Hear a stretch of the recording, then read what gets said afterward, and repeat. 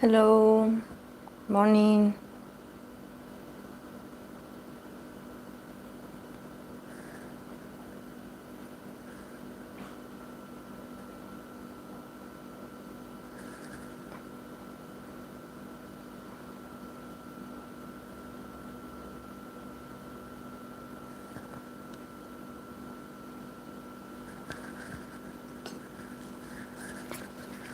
Hey, Mariana.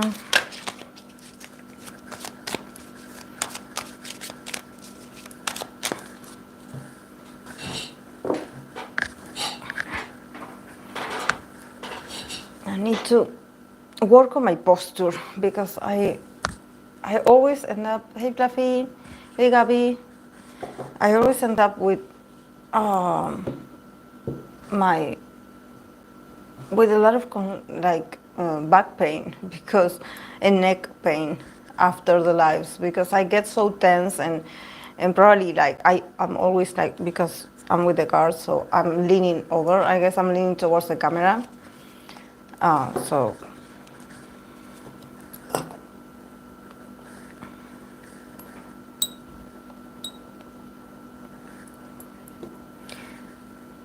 oh, that's okay, Fluffy. Do you guys have recommendations for today? Because besides the recommendation that Hope gave me, in total I have three. I have aespa Winter.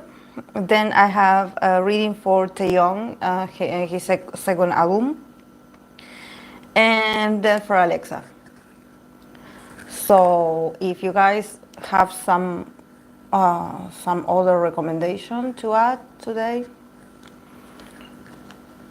it's very appreciated.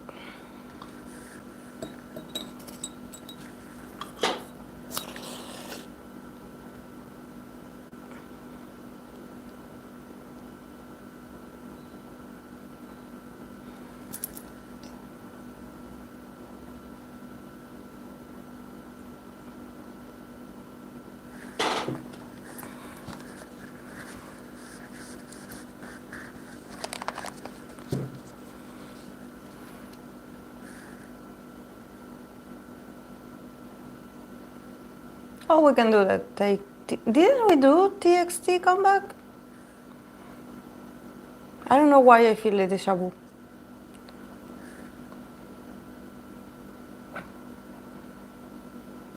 Oh, Jungwoo. Oh, you're right. I have to read for him. You're right. Thank you, Marushka.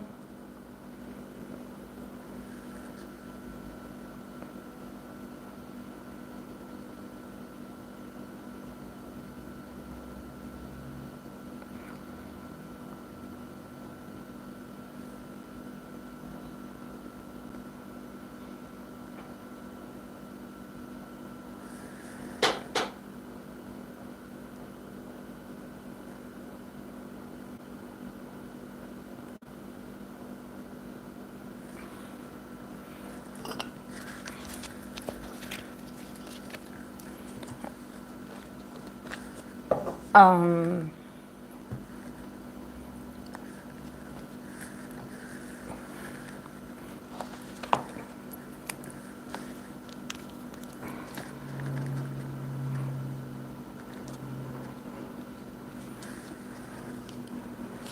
TXT comeback. Why do I feel like I read for this already? Maybe I'm confused.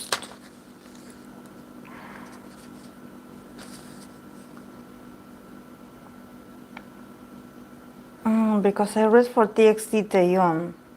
So maybe that's why I have it.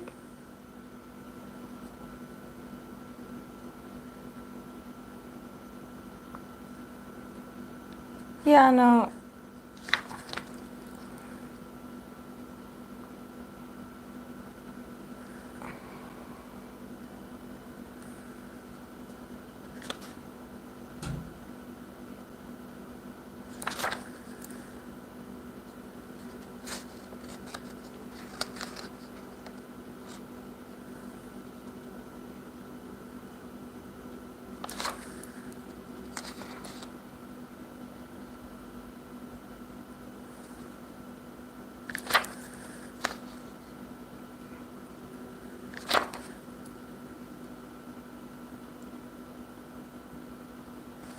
No, you're right, guys. I didn't do TXT comeback.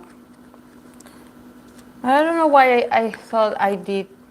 I don't know.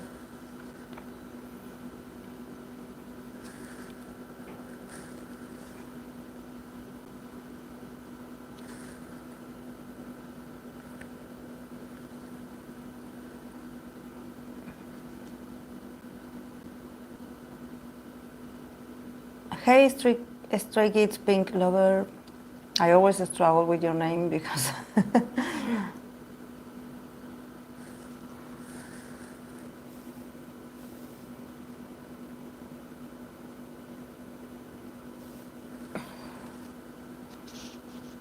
DK.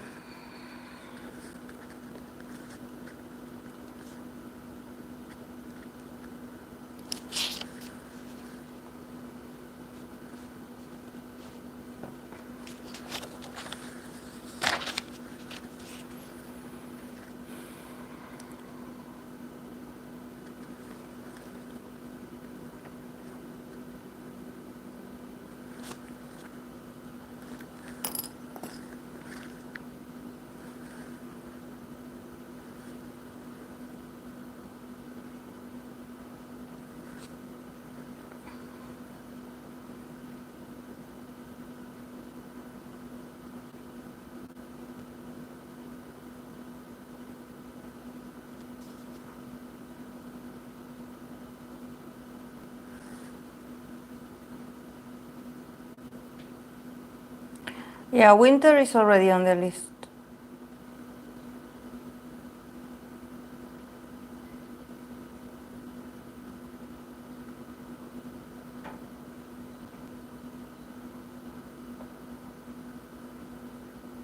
JYP groups collab. Okay.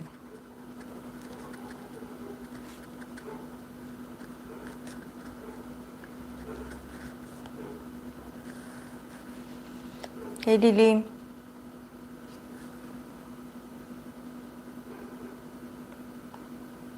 Yeah, about TXT, I was looking for it because I swear I don't know if maybe I wrote down because I have like the visual memory that I wrote down somewhere TXT comeback, and actually like it's not like TXT comeback. It's more like TXT CV. So I just had that memory and I couldn't let it go. I was like, I had wrote about this before. It's a sort of deja vu.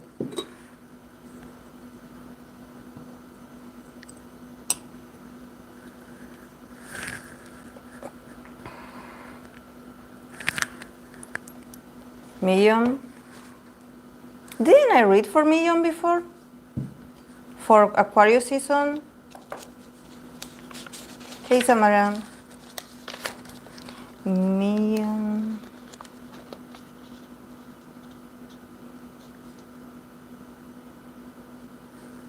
Yes, I did. Oh, okay. Thank you.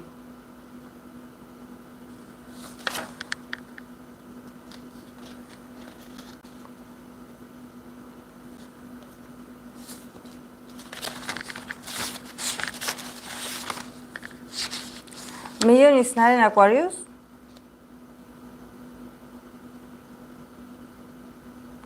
Mm. Mm.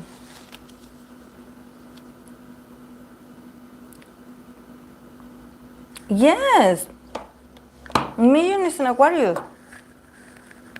No. Mm. No, but it's okay. I love TXT.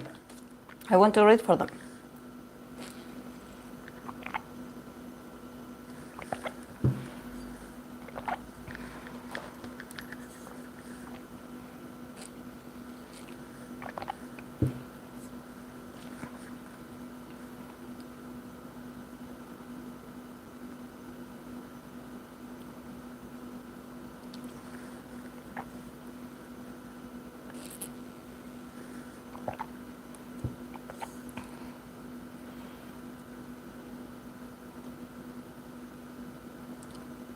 Oh, Merv, Demirkam. No, I'm not specifically reading for Aquarius idols. Actually, I had been reading for them.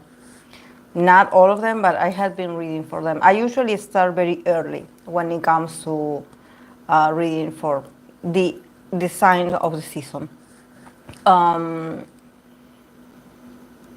But yeah, we're adding a few people. For example, when it comes to winter, for aespa winter, I know people had been asking me for an update, and I didn't realize that I didn't read for her, and she is a Capricorn, and I didn't read for her, and I don't know why I was sure that I did, that I pulled cards for her, but I looked, and there's just is the reading that I did last year for her. So yeah, I have to read her.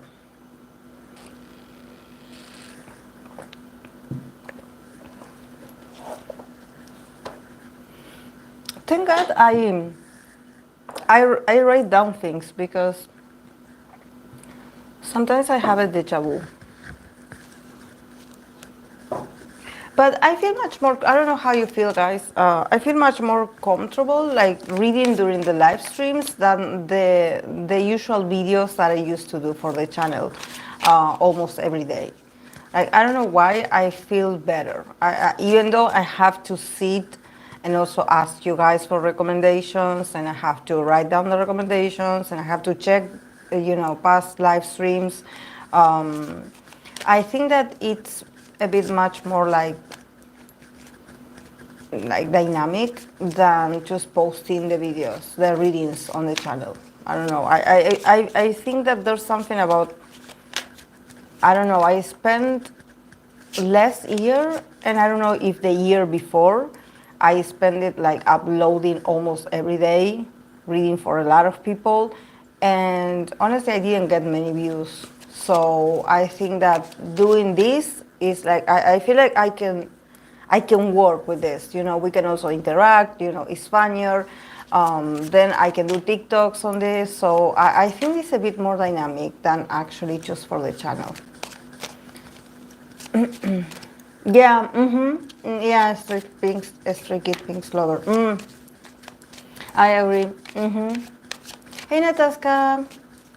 Yeah, yeah. I feel like even though it's sometimes I do get I am a lot of hours, but I do enjoy it more. I do enjoy it more. I feel like um, I'm able to do a lot of readings or touch different subjects, but it's like you can watch it whenever you want, and if you want to hear about a specific thing, I do the timestamps, so you don't have to hear me like talking all the time, because I know I talk a lot, and this is something that I am embracing, and this is something that I do, and if people find annoying, then this is not the channel.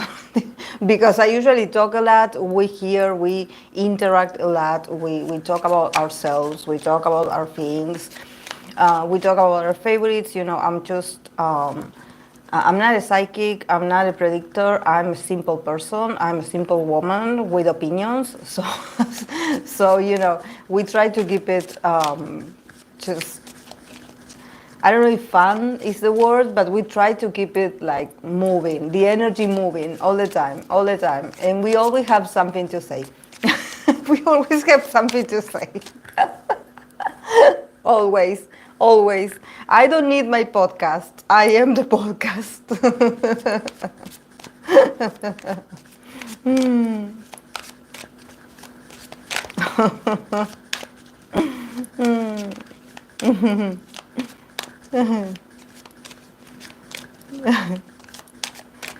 Why aren't we doing normal chat live? Oh, we should, right? Should we? Should we like schedule like uh, just chatting? We should, right, Lily? Yeah, sometimes I know I run too much, and I know that people not everyone, but probably someone that is not interested in me, they are interested in the readings. They're like, okay, where is she going to start pulling cards? But for me, it's a whole process. You know, I have to sort of give it an hour where I open my heart up to you guys, and we talk and we reflect, and then when I feel like it's right, the mood is right, then I start pulling cards. Yes. And I love it, you know, because remember when we just started. The other day I was checking the day that I created this channel, and it says January the 14th. So a day before my birthday on 2021, I decided to create this. So it's like the channel is 3 years old. 3 years old. And I decided that the day that I reach the 3,000, the 3,000 subscribers, we are going to have to come up with a name, with a nickname for the people in the community. I know there's a lot of content creators that they call their subscribers with a nickname. I want one for myself. I want one for you guys. So if you want to help me think, I would appreciate it, because, you know, I'm not that fluent in English. So I don't know a cute name in English that can be universal for all of us.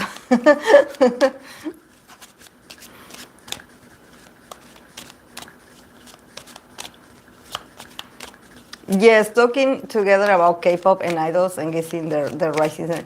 Yes, and you know how sometimes people do this sort of mukbang, and they just have a beer and they talk just like they are, like, you know, hanging out with friends. I want to do that too, but I cannot drink while I'm pulling cards. You know, that's something that I know people do it. I know some readers do it.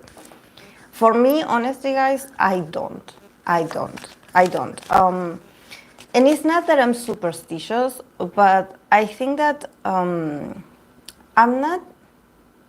I don't know how to express this, but I am. You know, guys, that I have Venus and Mars in Pisces. So, you know, Venus is the planet of love and Mars is the planet of actions. So I'm not a fan of drinking, honestly. I only drink or I have a beer when I feel I'm comfortable at someone's home or at a party. I'm like a social drinker. Like, and I don't know if that's the right translation, but I drink at parties or at celebrations. But when I'm with you guys, when I'm talking to you, I feel like I am at a gathering, you know, even though we're not seeing each other. And I want to drink, but I think that I'm not a fan of alcohol, but I always heard this about Pisces and alcohol, and you know how Pisces. I don't know. In my case, I can drink very well. You know, I don't get tipsy, but I think that mixing the mysticism of this, that is like opening a door to our unconscious, and alcohol, you know, and also the Pisces energy in me. I don't know. I just feel like it would get weird. It would get like, I don't know. I would get too sensitive, you know, and I think that is no fun. And honestly, my Capricorn side is like, that's not professional. Like, you being tipsy and pulling cards, that's not okay. You know, but I don't know. I actually I went to someone's birthday party and they had a tarot reader. They hired a tarot reader in there, I guess, to sort of like be an entertainment for the people that ask for cards for their card pulling. And the woman was like, she was drinking and drinking and pouring more and more wine into her glass, you know, and I was like, I was like, she was like, oh, okay, do you want to read it? She was like a mess. like obviously, I don't. That's why I don't know if she was like a real tarot reader. Maybe she was an actor. Maybe she was an actress. She was playing to be a tarot reader. But I just think that there's some things that you don't mix. You know, I wouldn't mix, and it is not to say like, oh, because you know, tarot is sacred, and there's like this, you know, mysticism. Like, I don't feel like this. You know, I'm not that devoted or mystical, but I definitely sense that alcohol does relax you. It does something to your body. It does something to your brain. So I wouldn't like to be pulling cards while drinking. I don't know. I don't know. That's just me. Maybe some of the tarot readers have, like, maybe for them they even read better with alcohol in them. I don't know. I never tried it. January 14th, Kai's birthday. Yeah, it's a Kai channel. My channel is Kai's energy. So my channel would be Capricorn Sun, Aquarius Moon.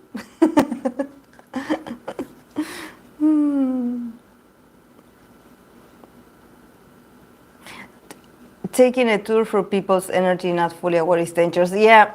Yeah, that's the vibe I get. Like, I don't want to scare people, but I don't know.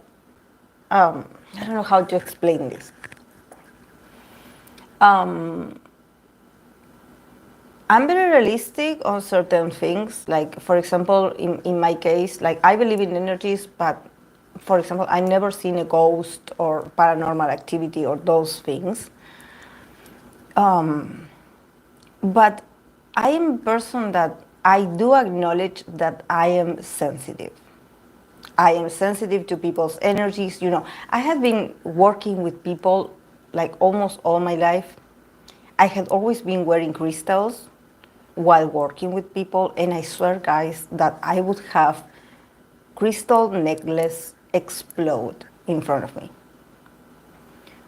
Or just losing earrings, losing bracelets, losing the crystals, not finding the necklace.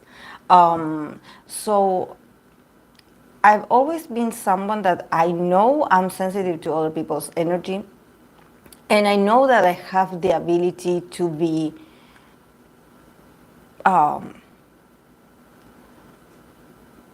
intuitive. I think we are all intuitive, like we can train intuition. That's why, because I don't like to go to the extremes of being, you know, like someone that believes in energy obsessively, because I think that also adds a bit of like you get too sensitive, you know, you get like, oh my God, this is happening, this is a sign, you know, oh, I shouldn't do this because there's full moon, oh, because there's new moon, oh, because I don't know, Mars isn't like, no, guys, you actually, like, maybe it's my Capricorn self that is like, you know, I have to go to work anyways. So even if there's a huge eclipse, like, you know, I have to go out to life and function. So, but I do believe in intuition, and for me, it's always necessary to, I'm a very earth person, like for me the senses, and this must be my North Node in Taurus, that for me to practice spirituality or to be a tarot reader, I need to have some rituals. And this is something that no one taught me. I don't have like a guru or a teacher, a master that taught me the ways of spirituality. No, I'm just a person with a tarot deck. But I noticed that I need to ground myself and I need to do certain things to sort of have limitations and also a structure to my craft. For example, like you always guys see me, I have Palo Santo, I can have an incense stick also. I always light it up before I touch the cards in here. after I turn on the live, you see me doing it. This is not like me being like, I'm not doing something weird. It's just something that for me, the Palo Santo smoke, the smell, the smoke is just something that it feels like it's a step before touching the cards. And for me, it's necessary. It's like sort of, it helps me to be in the now. It's like, it's a little practice that is like, okay, Vanessa, you maybe 10 minutes ago, you were washing the dishes, or you were like, you were working out on the street. Like, now you're here. Now, this is the now. This is what you're going to do. Because we work. So, lighting a candle, lighting an incense, it's all part of a ritual. Also, for me, it's very important. I always sage my house. I always tell you, because I do get clients, I do get people that enter my house, like they open up their hearts to me, about everything that is going on in their lives, and they leave energy. So I always sage my house. Always. Like, no one told me. I just know that I must do it. That is something that is like, I have to do it. Like, I always, like, I'm very sensorial in that sense. I need to have good perfume, like a good scented candle, nothing fancy, just extractor. And also, I wear crystals. I know there's people don't believe in crystals. For me, and I have seen crystals work, and I had seen crystals. There was someone once, a co-worker, that she touched my, I had a rose quartz necklace that it was a heart shape. She grabbed it because she thought it was pretty, and she was like, oh, it's so beautiful, and she grabbed it like this. I had to go sit down because I was feeling dizzy. Like, I almost fainted.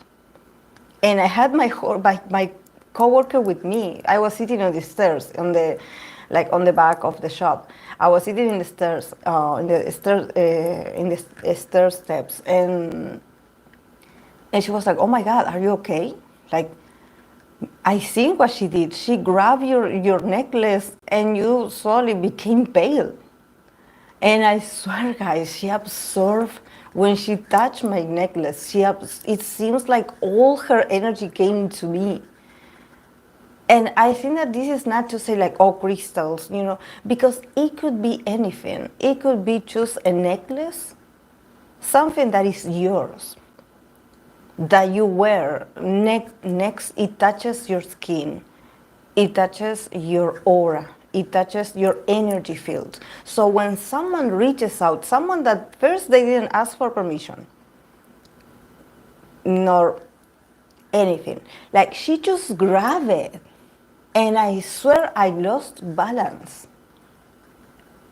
I felt dizzy. I felt like that afterwards it never happened to me again. But I was so pale. I was so dizzy that they almost sent me home. They were like, "Do you want to go to the doctor?"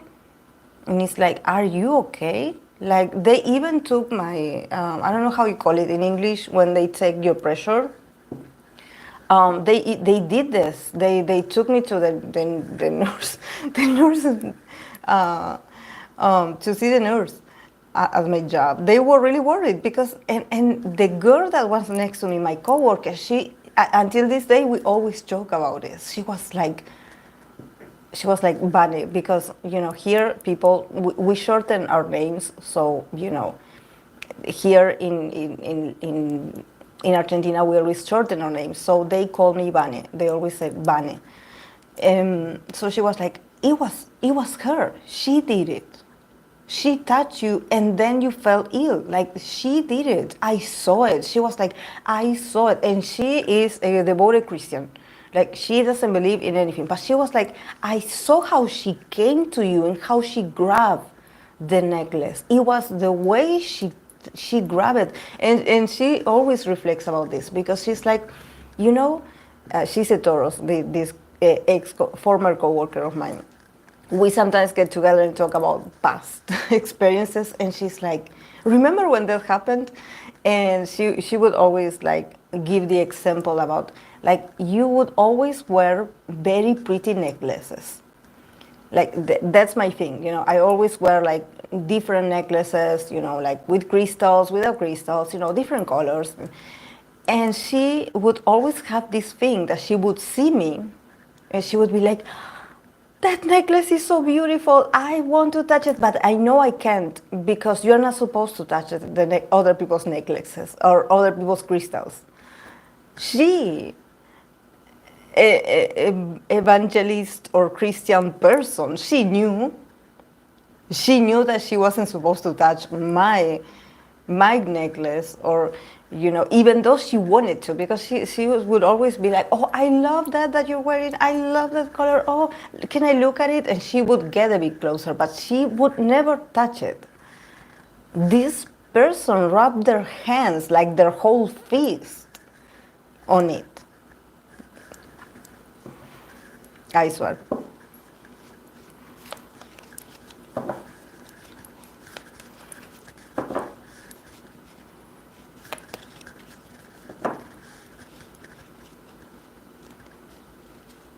Yes, that's intense. You need your boundaries. Yeah. Just that sometimes we don't expect people to cross the boundary like this. You know, even though we are very, like, it's someone that I see at work, you know, and we say hi to each other and it's like, oh yeah, everything is cool between us. But I wouldn't, like, I swear I wasn't ready. Like, when she approached me and she did it, I was like, what? And thank God I was with someone that saw the whole thing, you know. I could never do therapy constantly in my house. Always had to get office space. Always like to walk home from them. Ah, yes, yes. The walking also helps. Always like walk home for 20, 30 minutes. Yes, definitely. Getting out and just going for a walk. Yeah. With that, you release all the, you know, because sometimes we hear certain things that it leaves an impact on us. Physically, you know, we get tense, or also, you know, we suffer sometimes with the clients. When they tell us something like that is very profound, we also suffer with them. You know, for me, when my client cries, I also cry. Like, it's impossible to be like, oh yeah, that's like, you know, there's a lot of people that is like, you shouldn't cry. Yeah, but you know, I'm emotional. I cry.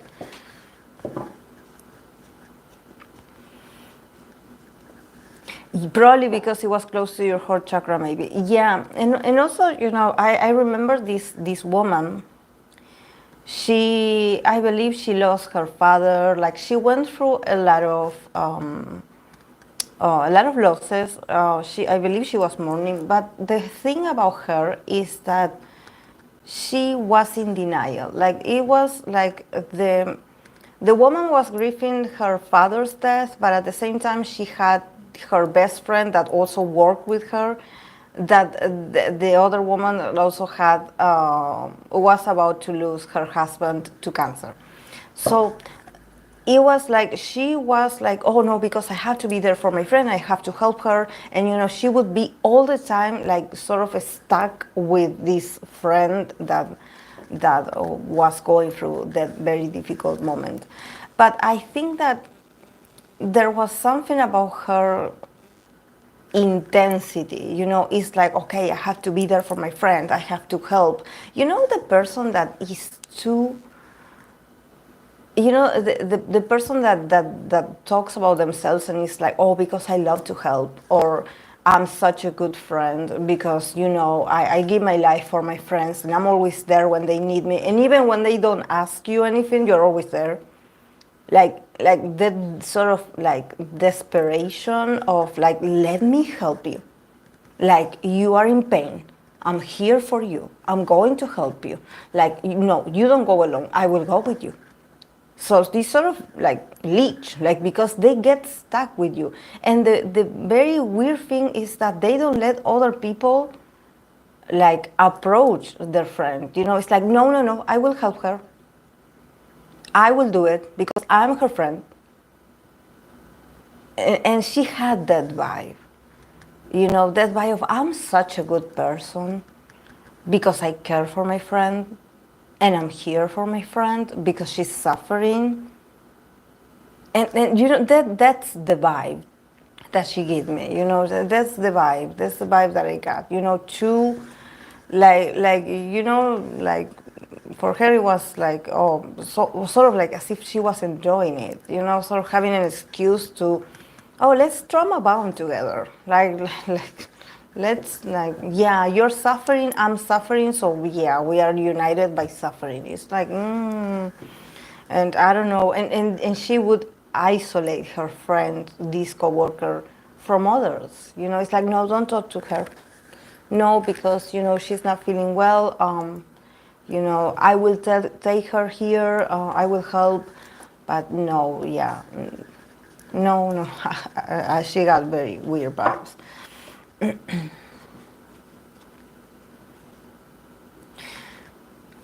Since we're on this topic about something that you like, dislike, how well do you work with tarot decks that are in original, like rip-offs? Not sure how it's called in English.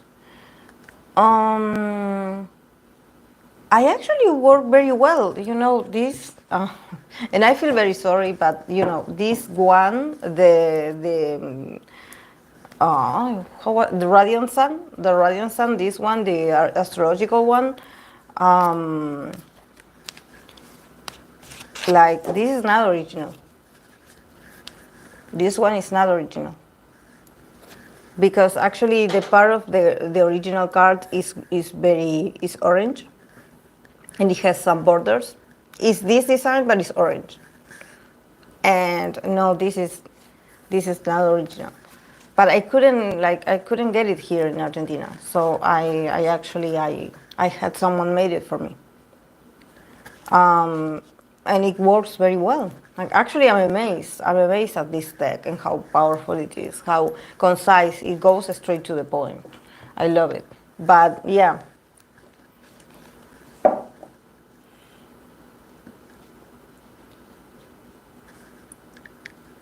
For me, even the fact that you touch something someone else is wearing without their permission is already bad. Even if it's not mystical, that's just invasive. Yeah. Yeah, but she did it so fast. Like I didn't see. I didn't like. I think maybe I froze a bit. I don't know. Agree, Akira. Depends on who is doing it, obviously. But if it's someone you don't know, that's respect. Exactly. Girl, with them, I hate those kind of guys who are super serious behind their table and only take notes. I hug them and cry with them, sit down on the floor with them. Something similar happened to me was just talking on social media. I felt how one person took all the energy from me. I had to take a nap because I felt zero energy. I cut the relationship. Oh, yes. Please, Mariana, please. Like, please pay attention to those. Please, if you feel like this, like, just take distance. Take distance. No, please. Please, guys. Yeah, vampiric energy. Sounds like energy vampire, yeah. Yeah, guys, please.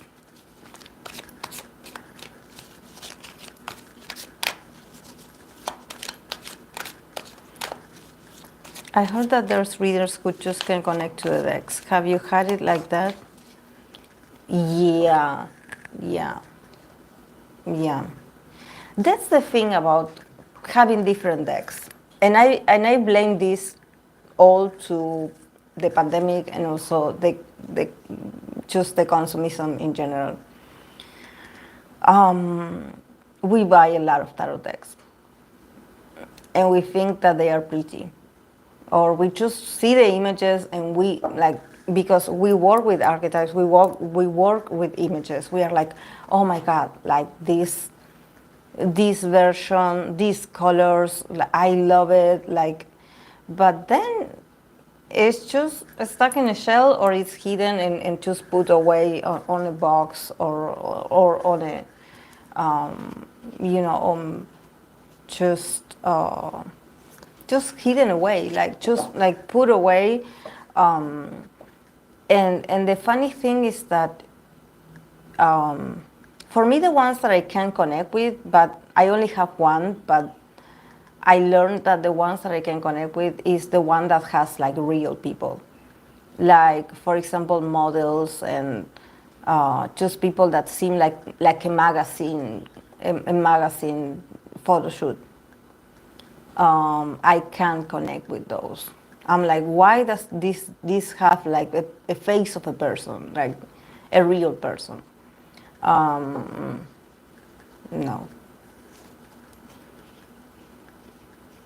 but yeah, I think that it's not about connect. I think that you just forget that you have them. For me, I don't think that it's not that, because maybe I grab it and I use it, but if I don't feel the need to go and grab it, and I always choose the same deck, is because there's a disconnection in there, even if I can actually use it. It's like either I bought it for because of a whim, or because I was like, oh, I want to have it. It has happened to me with the internet buying, online buying. Yes, I bought a lot of decks that I'm like, why did I bought this? Why? Just to put it away on a box, like, and um, it's a waste of a lot of money, guys, because tarot decks are expensive. Tarot decks are expensive. They are not. They are not cheap. No. But because I come from a generation where we didn't have actually to get just a Marsella or a to get just a Rider White, it was very expensive. I don't know why we buy so many. Like, like why? I see people that have a lot of oracles. That's something that for me, I'm like, I'm not that into oracles. Honestly, I'm not that into oracles. I have a few, but probably in my collection, there's more tarot decks than oracles. But I know that because with oracles, you can mix them, and I think that if you have a lot, you can sort of use them. With tarot decks, it's different because like you could pull the same card even if you use the different decks. But sometimes I'm like, why? Like, why? And the other day they offered me this oracle. Uh, there was a woman that she does also. These are fake. These are something that she printed herself. But maybe she created the deck. I don't know. It was just a piece of paper for me. But it was sort of a romantic oracle. And it was an oracle that just had phrases. And I don't know if it's called hidden messages or something like that. It's in Spanish, but it was like an oracle with phrases that you can pull you can use this oracle for an ex or someone that you are no longer seeing to see what they would say to you.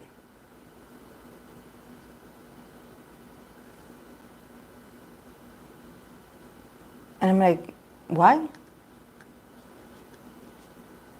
I mean, if they're not part of your life, it's a reason. And she showed me the deck and the keywords, the actually the phrases.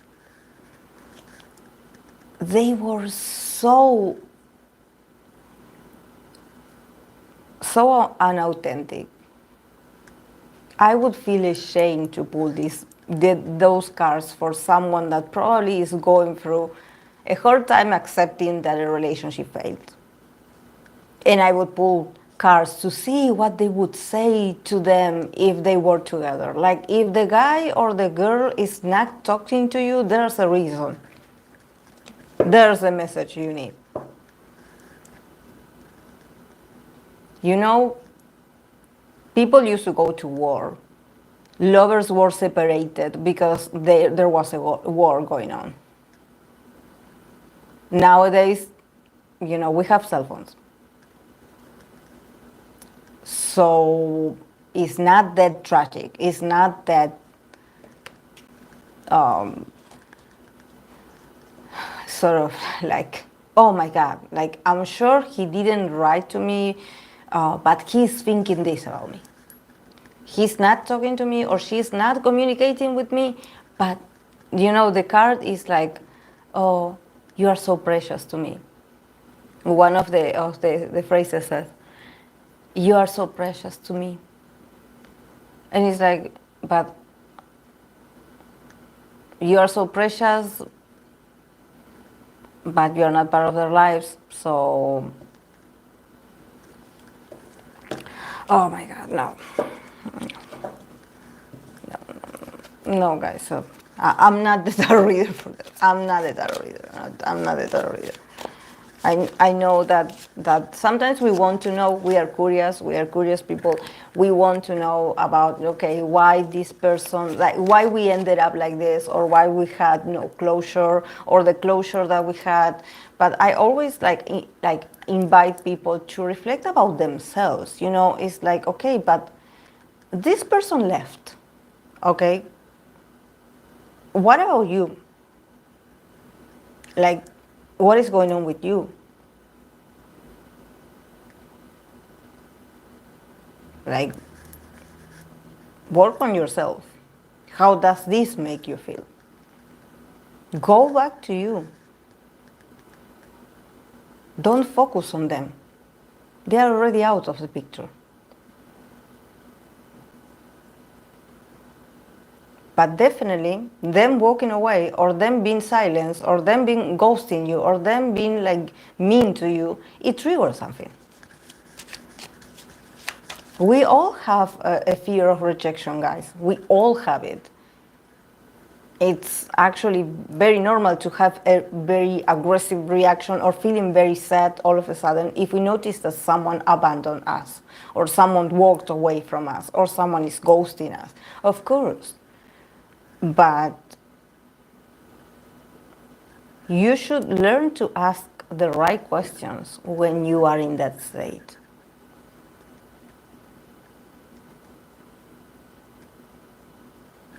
Learn to ask the right questions.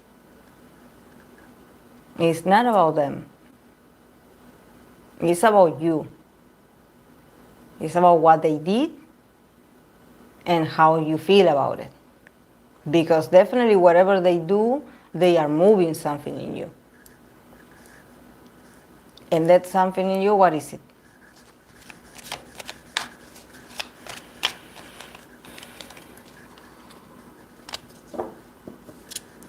What do you do with the decks that you do not use? I gave away a few. I have an Egyptian tarot deck, and I gave it to a friend that she's starting some lessons on reading Egyptian tarot deck, so I gave them away. No, and the other ones I keep them, because I ordered, like, I get them organized and I just put them away on my closet. I do have a specific closet for tarot decks. So, and I also have them very organized, so if I want to go and grab it, I go and grab it.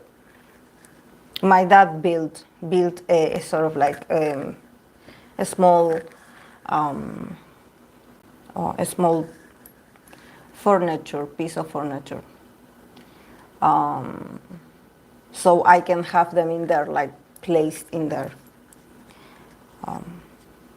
But then I have another box where I have, because I have the ones that I have in boxes, and then there are the others that each of them have their own bags. I have, for example, this one. It doesn't come with a box. It has this. So I also have another place where I put the ones that I have in bags. In bags.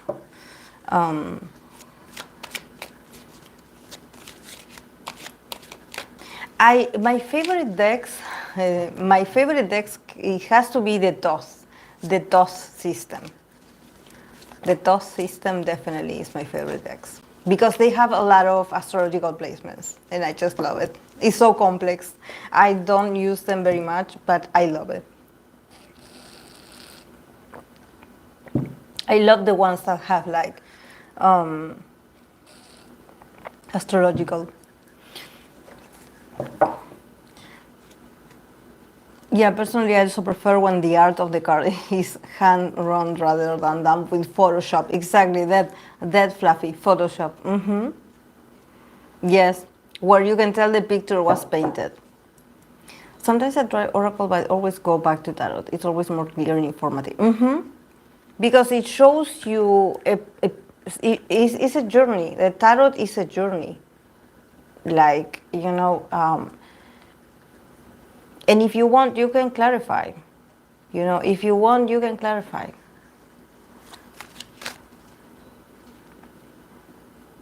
Although the romantic oracle you used last time, it was really good, but the messages were pretty long and in depth too.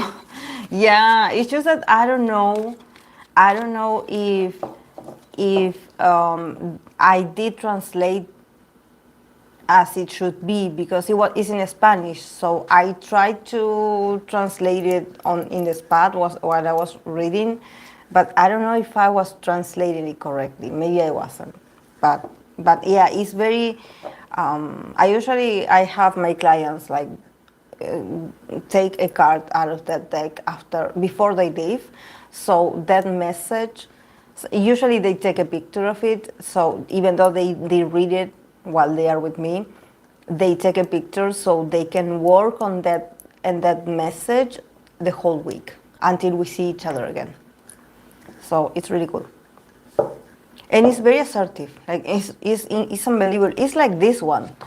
The simple message that it has, it sort of goes through you. Like, it's amazing. I always remember when you said there's things you don't need tarot for, like knowing if you should talk to someone that they don't like you. Yeah. Like, for me, and this is something that I always tell people, because sometimes people think that because I'm a tarot reader, I am like, I meet someone and I'm pulling cards. Or since I love astrology, like I'm pulling their birth charts and all of that. Honestly, guys, I don't do that. I don't. Maybe if I am reading, like a general reading for me, and I see like in the cards, I'm like, oh, I see this character that keeps showing up. Maybe it's someone that I will meet. I'm like, oh, okay, this is showing me something. Okay, I would just go and leave. And then if I meet them, I'm like, yeah, it makes sense. But then I don't pull cards about, for example, if I meet someone and I'm like, okay, what is our future? No, I don't. Like, for me, if I like someone, I don't want to pull cards about the future of our relationship or if we will have a relationship or not. Because I want to be present and I want to pay attention to how they behave around me.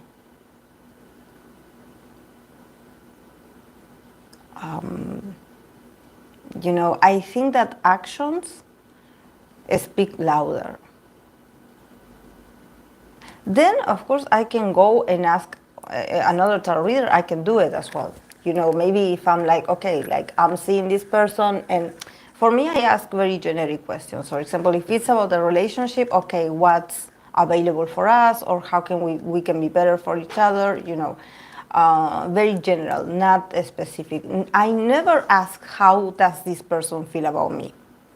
Because if I have to ask the tarot, how does this person feel about me? Like, probably I'm with the wrong person.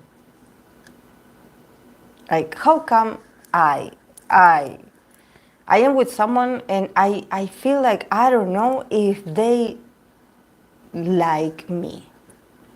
If you don't know if the person that you are with likes you, then that's also information. That's something for you to, like, no, I don't. No. For me, tarot is to help others, like, because I know there's people that want to know. This is something about me, a woman, a normal woman, not being that curious about pulling cards for my partners, for example. And even I had pulled cards for them. Like, I had boyfriends, and they were like, they had an issue at work, and they were like, "Can you pull cards for me about this matter?" I would be like, "Yeah, sure." But then after, how is the future of relationship, if they like me? No, because I think that I'm someone that when I like someone, I observe a lot. Not obsessively. I just pay attention to the person that I'm with. And I'm always open to have conversations. I'm always open to listen. I'm always present in my relationships. Just as a friend, as a lover, I'm always present. So I think that you go to the tarot when you cannot see things clearly, or maybe there's something that you're like, maybe I'm not seeing something and I want to pull cards. But for me, if I don't see something about my partner, I go and ask.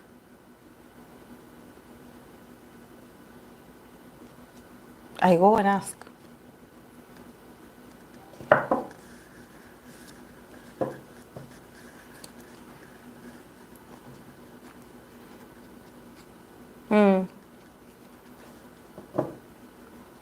People just don't reflect on their actions enough. They wonder what happened, but don't realize they're part of it. That reminds me of an astrologer saying, you actually don't need astrology if you're honest with yourself. And astrology is in reality about the perspective that are in our mind. I just love to play with astrology, because with astrology you have a lot of placements. You can pay attention to your sun, or you can pay attention to your 10th house, or you can pay attention to your 4th house.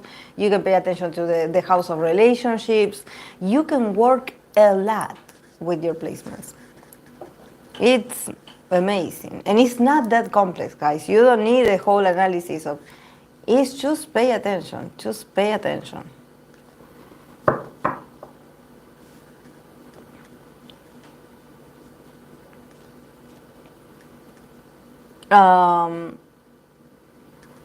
I think astrology has an action. For example, when people read for the placements, themselves, but in reality they could just as well do some inner work,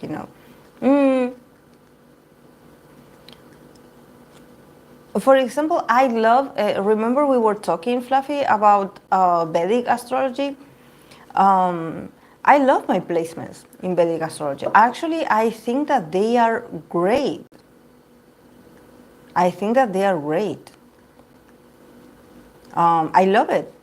Even though it says that I'm a moon in Libra, that I'll be like, I love it. Like,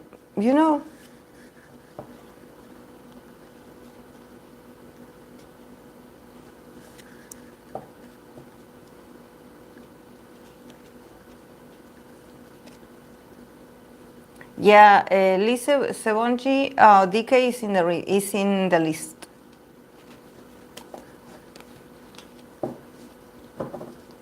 I love my Vedic tarot, astrology, because it does make sense. Because actually, because of the movements, it does positionate my Venus and my Mars in Aquarius more than Pisces. So I think that I kind of agree with Venus, with having Venus and Mars in Aquarius, because I'm very detached in relationships.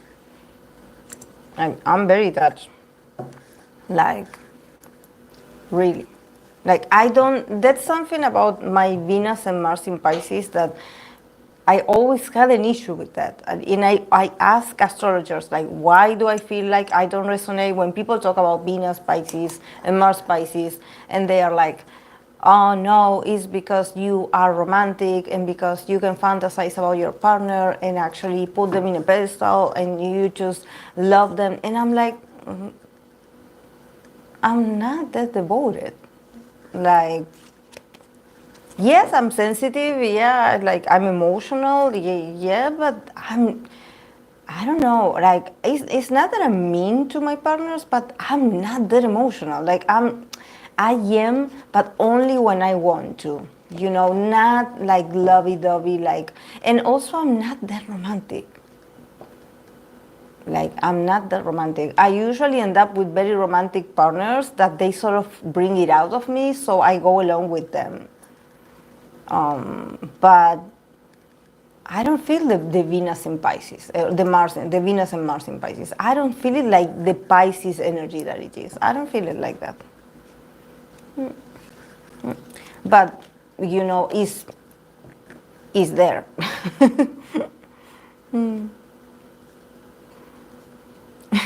You're an earth and we know you're a sentiment. Yeah, but no, but you know, I think I am sentimental actually, but um, I think that I always like I always have these partners that they are like the ones that play the sentimental role, so they bring it out of me instead of me being like wow, I'm feeling something. It's like they already do the work for me. They already express it. Like they are very highly sensitive, and I'm like, why did I end up with this person? Like, it's like they are too much. What house is your Venus and Mars? The third house, house number 3.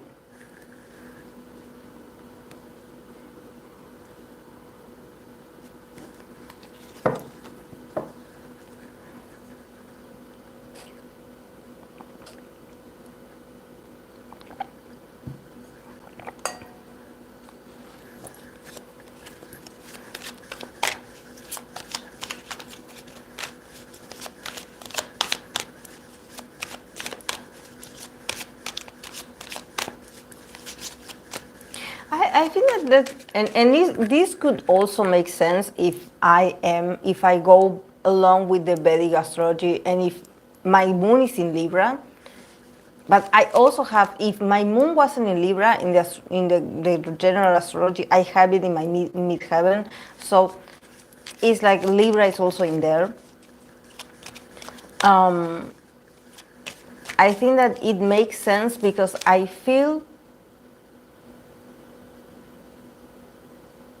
like I'm not a romantic, but at the same time, I do well in relationships. Like,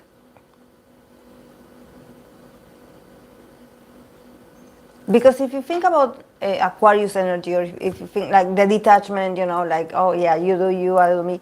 But, you know, I also love the aesthetics, you know, the artificial side or the exterior side of being someone's partner.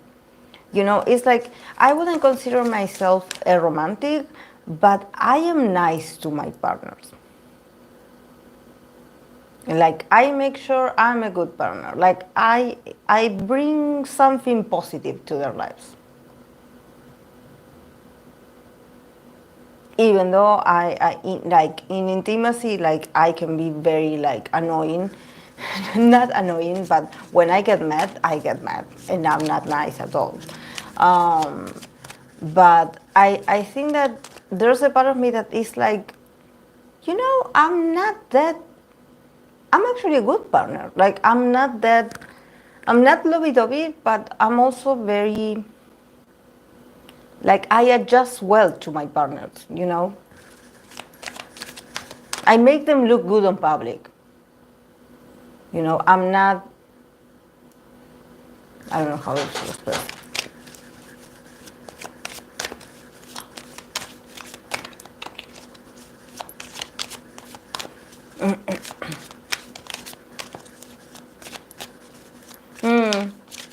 And life is all about balance and listening to others, which is working one with the clients, yes. But Moon and Pluto are in there, up there.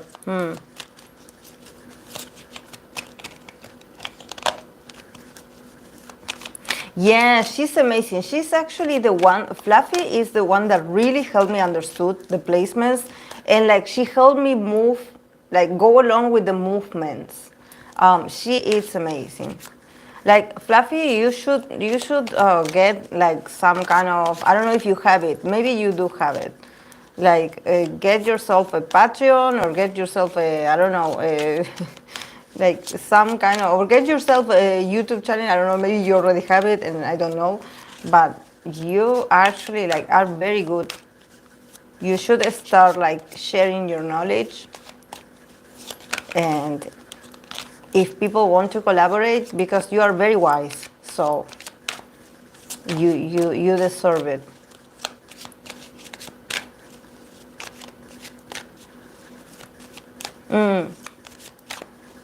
Yeah, psychology in Libra with clients in the yeah. That's the thing that I often talk like my placements. I often talk like my placements because that's the thing that I struggled so much, like sort of finding the balance. Because when it comes to career, like I have Moon and Pluto. So yes, it's psychology. It can also be a tarot reader. You know, someone that works with the occult or works, you know, with the unconscious. So in that sense, it's like it's in a very it's near the MC. So it's like everyone can see that you have this mysteriousness or you have these hidden abilities, and often you work in like with secrets, or you work in a very like closed environment. But if you see, I have Libra midheaven. So I think that there's a part of me that is like I said the other day, you can have a strong Scorpio placements, but there's gotta be a way where you can use these powerful placements to show yourself also to the world. Because sometimes people, when they think about a Scorpio energy, they are like, oh, what's hidden? Oh, because they are very reserved.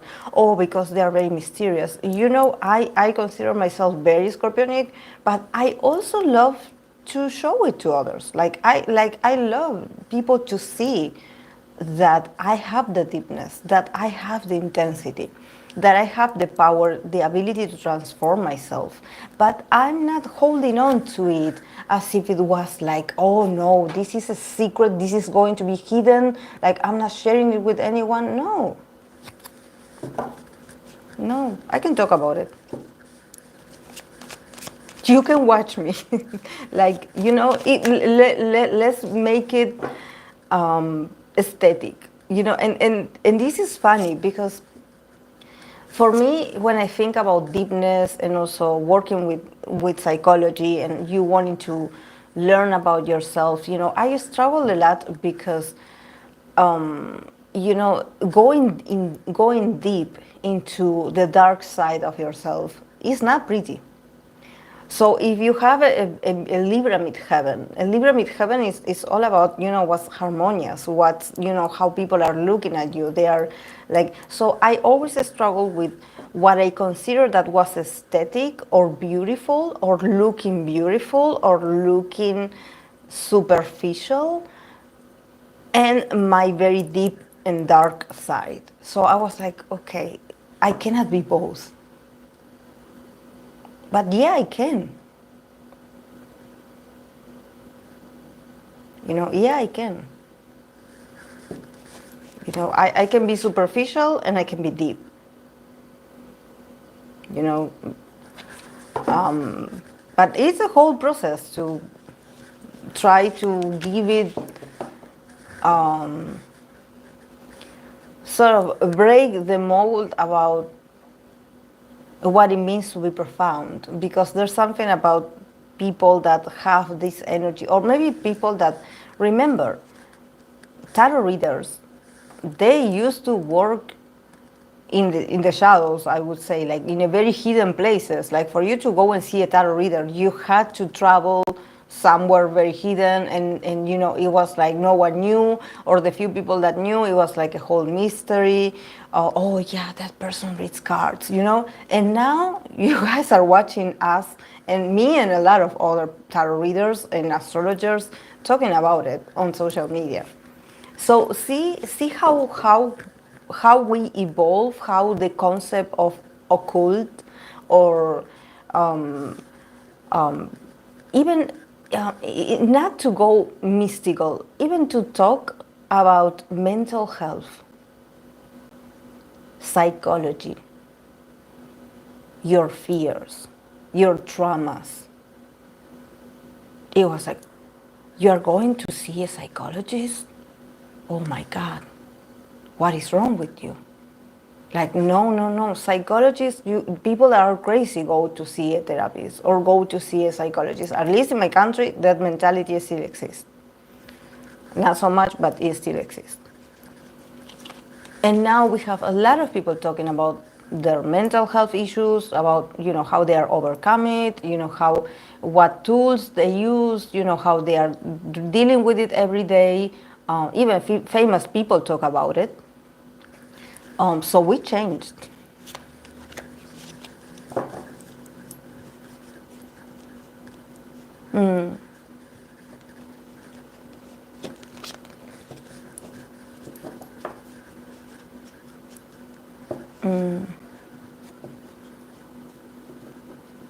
Very difficult mental and physical illnesses, so they feel heard and understood in a different way.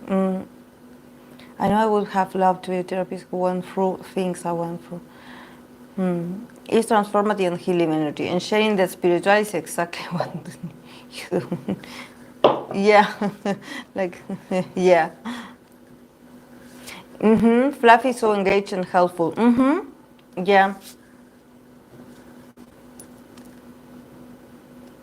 But there's no other country who had more therapists in the world than Argentina. Yeah, I know, but they are all, how do you call it in English? They are all from the line of Sigmund Freud.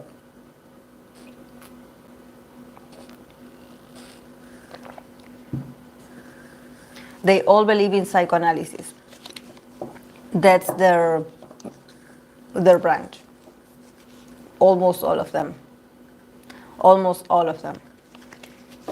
Yeah, we do have a lot. This is why when people were like, "Oh, do you want to study psychology?" Like, I was this close to like to do the degree, but then I was like I don't know.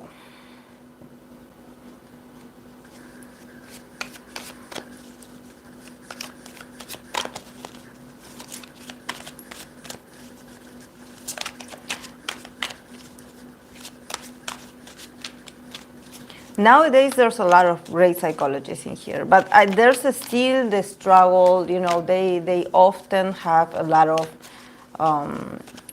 issues with us counselors, with other people, other therapists. You know, they do have an issue with us. You know, so yeah.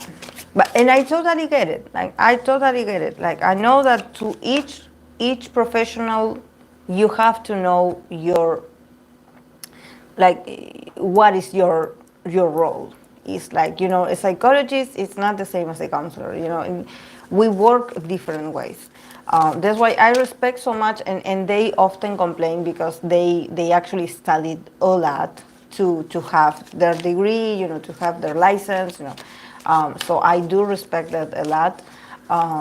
But I also had a lot of clients that I also went to psychologists, and I had certain experiences that I was like, Then I have clients that they were like, okay, yeah, I went to a psychologist before and I didn't have the best experience because this and this and this. And, I always remind them that for me, I don't like to compare. We do different things and we have different styles. So I don't like to, I don't talk bad about other professionals. And it's like, but there's some people that probably are more sensitive and they really need a lot of listening. There's just people that need a lot of listening, but at the same time, they need to feel your presence. They need to feel that you're there listening and caring.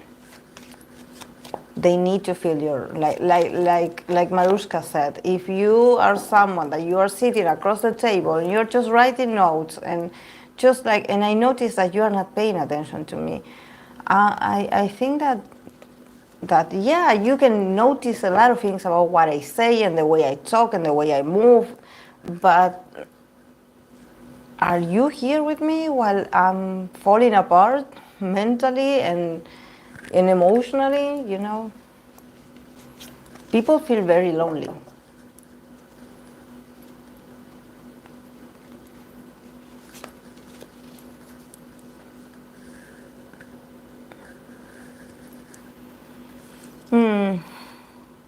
In Mexico, thankfully, not so much, but I know they exist. I know someone who went to one and well, he ended up with another type of Yeah.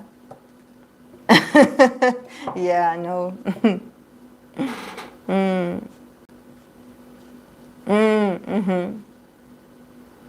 Yeah, Korean. Yeah, I love the red book. Freud Opa. Freud Opa.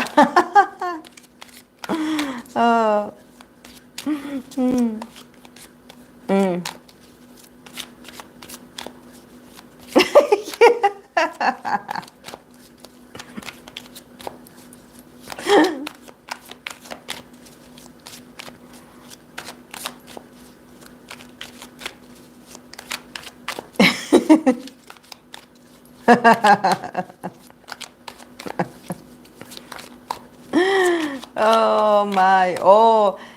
Freud Opa would have gone crazy if he was alive in these times of parasocial relationship. Oh, the analysis he would do, the analysis that he would do with us, like. Why are you wasting your money on these people that you do not know? The Taurus in him would go crazy.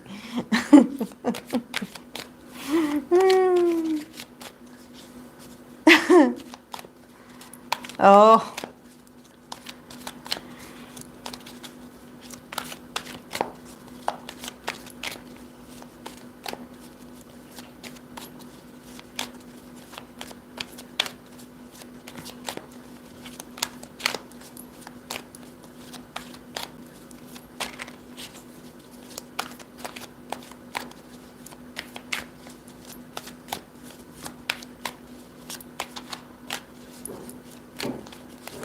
Okay, guys. Enough with the ranting. We talk.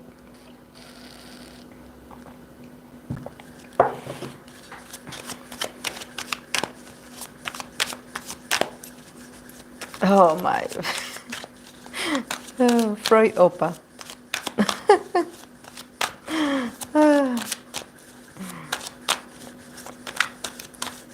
Okay. Okay, for people that are watching and they want to know what's on today's list, we have aespa Winter, Taeyong's second solo album, AleXa, NCT Jungwoo, TXT Comeback, and DK of 17, and then JYP Groups collab.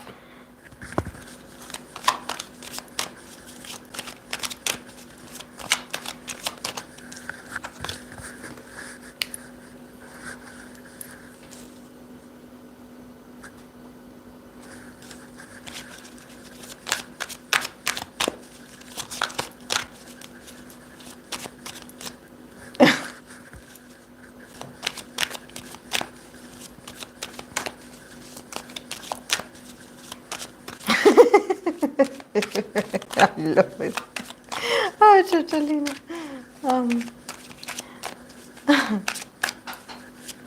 okay, let's begin with aespa winter 2024 for her.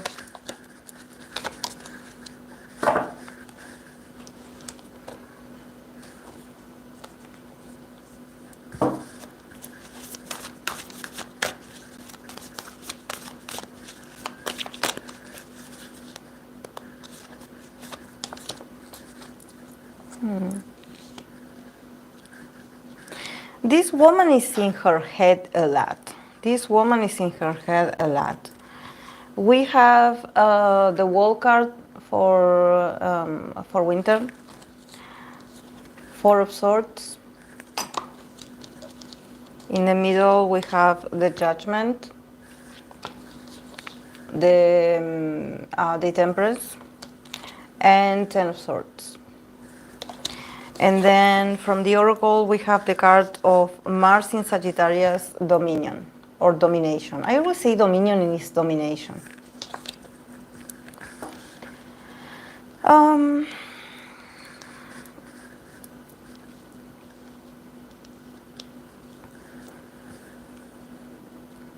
This woman is very interesting. I don't know why I get that.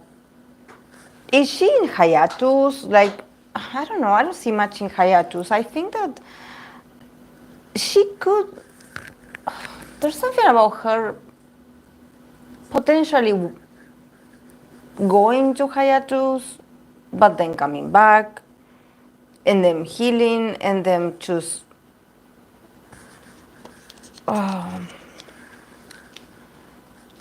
Like, she is not stable. She's not stable, and I'm surprised. I'm reading for a Capricorn, and I feel like this woman is not that she's not okay, but I think that she has been dealing with something mentally. I think that she's not that. She can go through times during this year where she is. It seems like she's overcoming certain difficulties.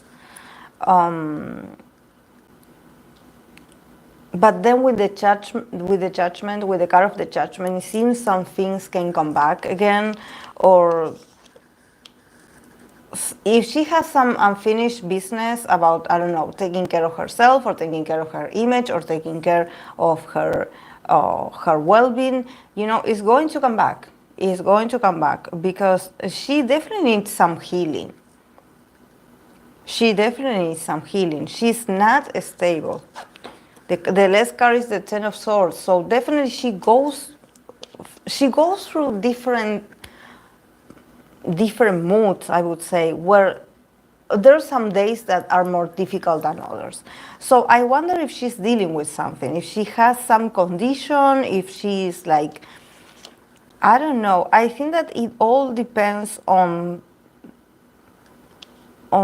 getting the right help that she needs. This that I see is not something that it has to do with her body. I think that it has to do with her mind. Definitely her mind. I feel like there's moments where she feels like, oh, okay, now I'm feeling better. Like now, like I'm doing great. I think that this is in the past. Like if I had some complications or if I felt very tired or exhausted and I felt like I needed a break, I don't know, I overcome that fear and I went out and I participated and I was able to work and perform as normal as possible. But then, you know, the judgment is like, you know, you are not entirely done with the healing process. So I think that she still needs to take care of herself. She still needs to take care of her mind, I would say, and also, I don't know if she has moments where she feels like she has no energy or there's moments where she feels very negative. But I think that I mean, here with the temperance, I think that these are different moments. Like she can be very hyped about something, very happy and excited about something, and then all of a sudden she goes in through this very negative mode of like, okay, everything sucks, I feel like I'm not good, like, and it's not about self-esteem. This is not about the way she looks or her talent. No, this is a condition. This is something that it sort of interferes her process.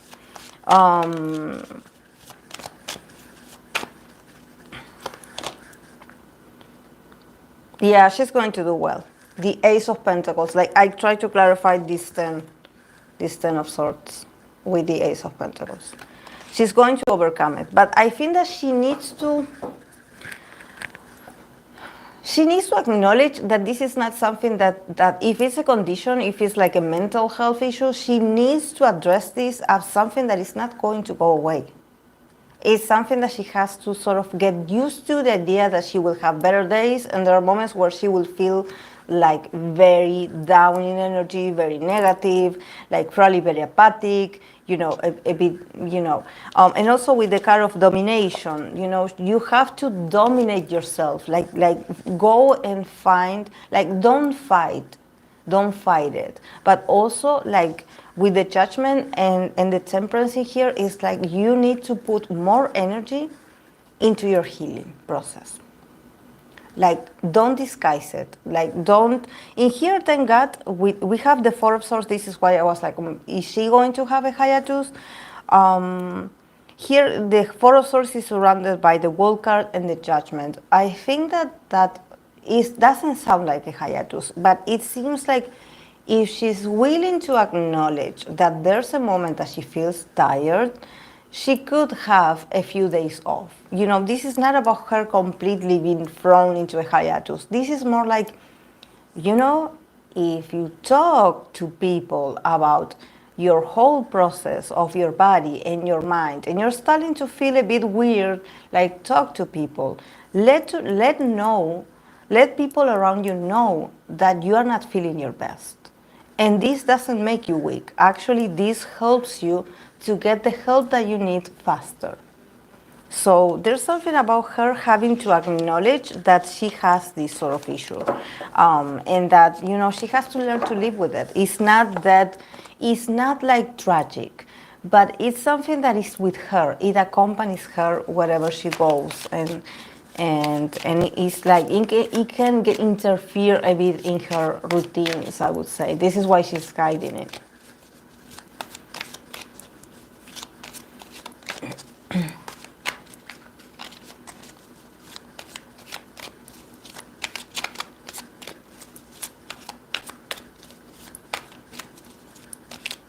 Didn't I read for Solji already? Oh, Hope, do you give me permission? Hope, you are the most Taeminist person in here. Can I pull cards for Winter and Taemin? Not to see if the rumors are... we are not shipping anyone here, but I just want to know their dynamic. Can I do it?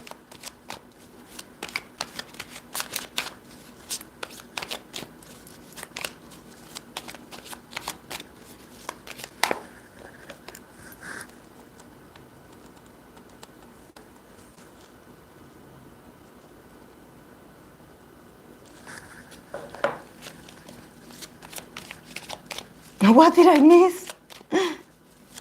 Of course, they know each other. They're from the same company.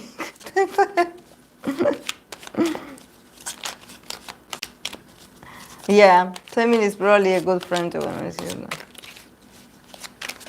Yeah, this is not shipping. This is just a seer dynamic. Okay. Taemin and Winter. Taemin, Winter.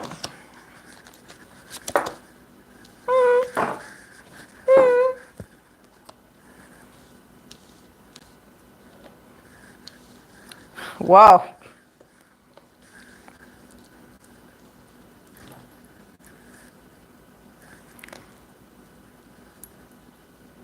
Mm.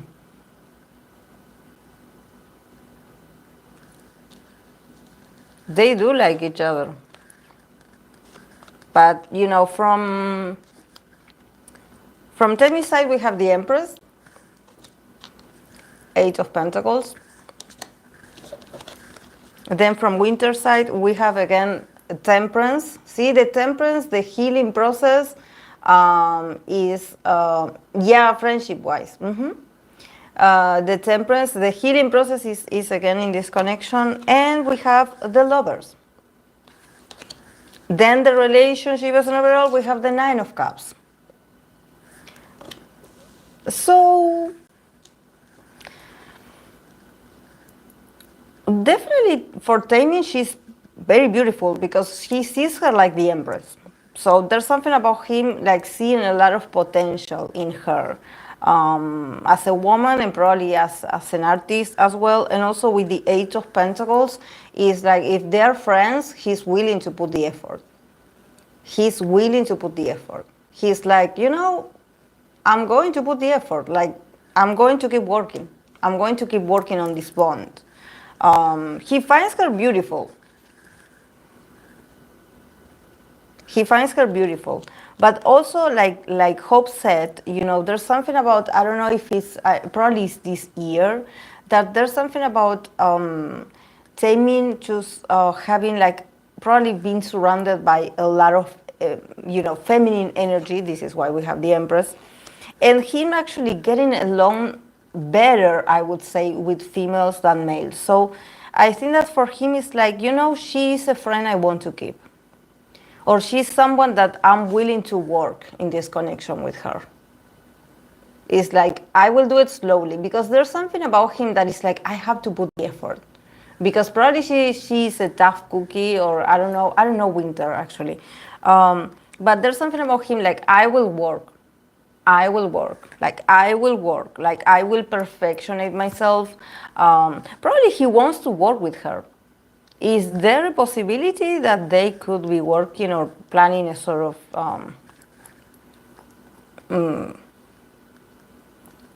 I don't know. But yeah, from her side, we have the Temperance and we have the Lovers.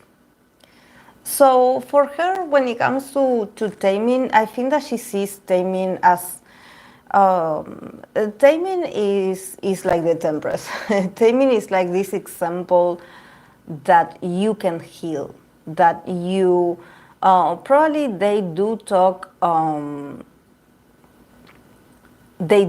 lot. Like there's something about her getting a lot of messages from Taemin, you know, and she also got the Temperance before.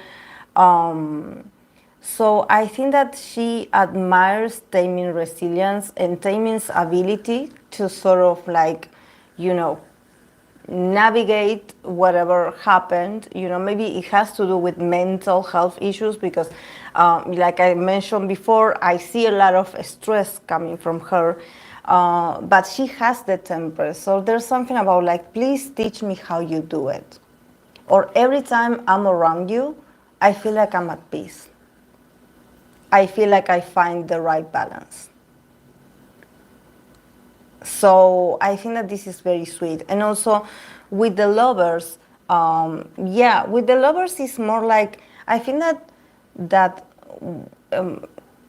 Winter, it's not that she has feelings for Taemin, but I think that she's like amazed by when she's around him. He has such an energy that she's like, you know, if I had to say something about how I feel, I consider him a great friend and someone that just helps me connect with my own vulnerability. And this is something that probably is not easy for her to connect with how vulnerable she feels sometimes.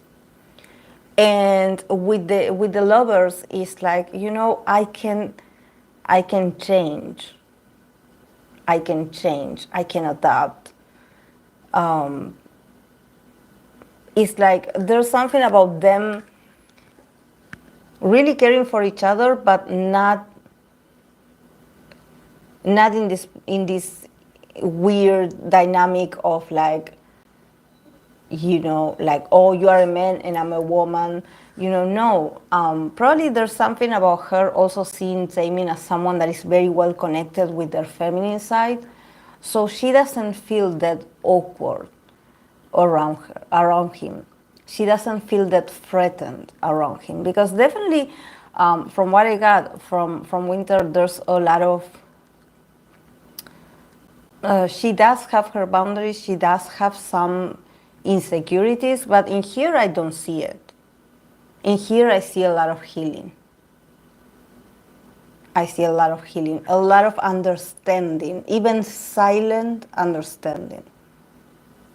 For her, this is great. This is great.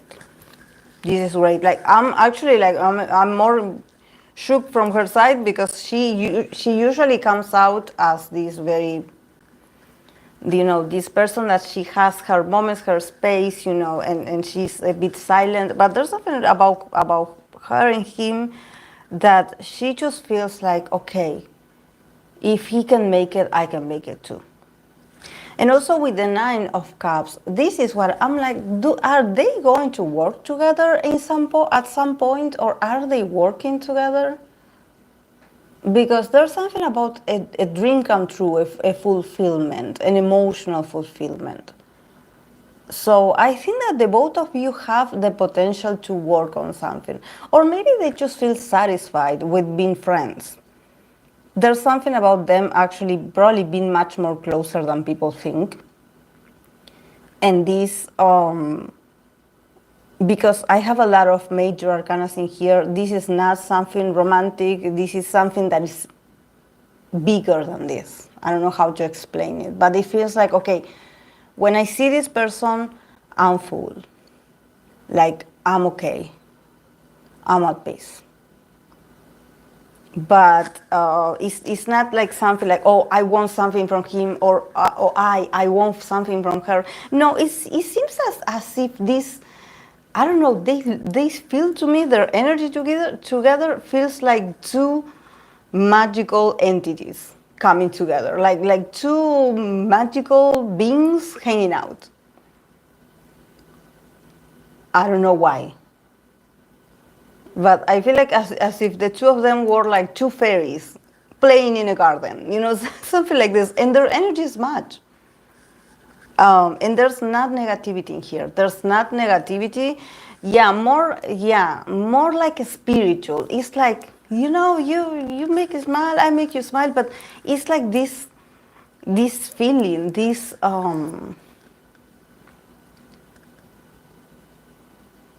is something like,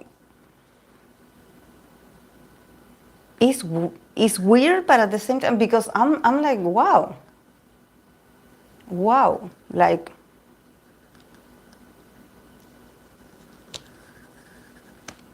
and I love it, because also like the respect that Taemin has for her, the respect, because the Eight of Pentacles also talks not only about effort but precision. You know, when he somehow, like, he respects her, it's like, okay, maybe he knows about her fragility or her vulnerability, or maybe that she's shy, or that she has some insecurities, I don't know, but she's like, you know, I understand, you know, I will be gentle, I understand, you know. And actually, he sees her as being confident. You know, he doesn't see her as, you know, actually he sees her like the Empress. So he sees that she has potential to actually get out of, maybe if she's shy, to get out of the shell or the introversion, and show a much more expansive side of herself. I don't know. He sees that she has the potential to, like, you know, if you really want to, you can be really big one day. Allow yourself to blossom. And I think that he's like, you know, I can help you. Or follow me and do what I do. I'm I pull cards for these two because they actually are. I love it. I love it.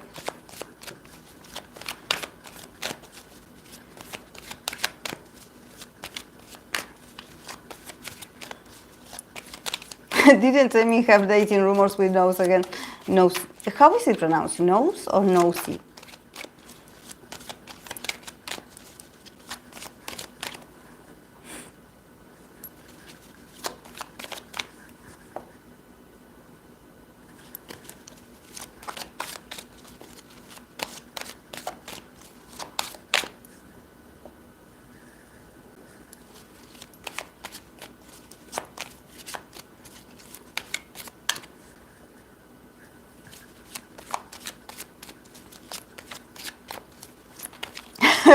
Samara.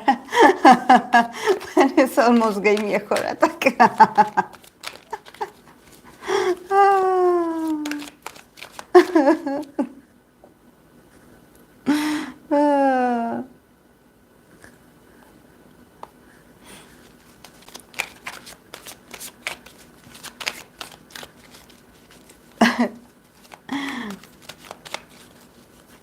Yeah.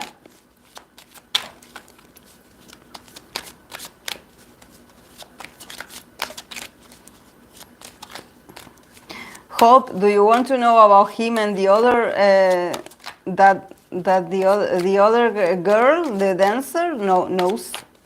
Is it no? It's not nose. It must be nosy. How is it pronounced, Amara? Nose? Is it nose, the dancer?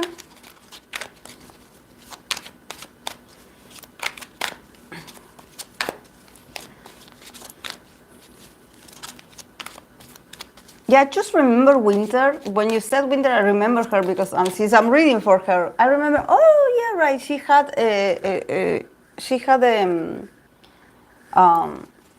I think it's nose.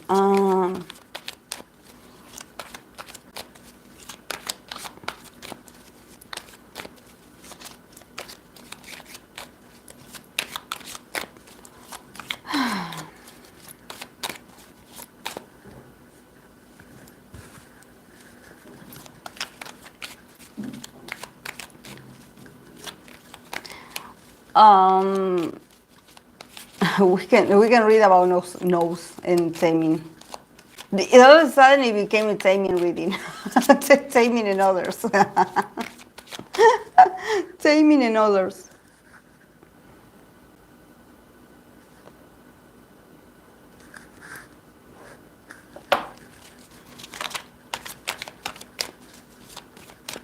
But Hope deserves to get all the readings about Taemin that she wants. She never asked for anything. Where you can ask for future reading or give your.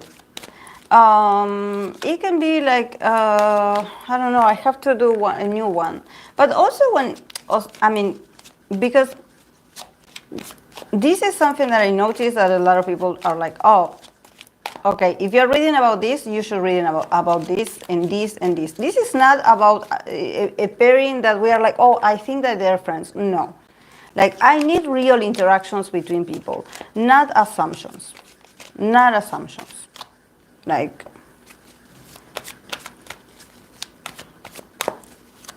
Taemin and every SM artist readings tonight. Poor Taemin. But he's popular, he's popular. Okay.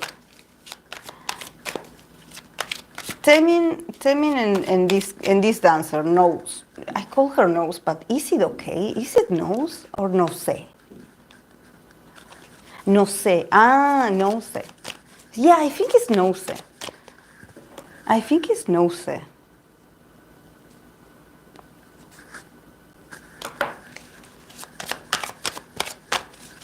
I think it's no sé, yeah. Okay. Taemin. Let's go, Taemin. No sé.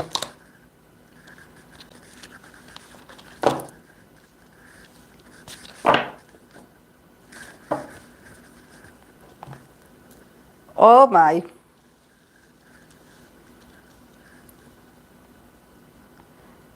Oh.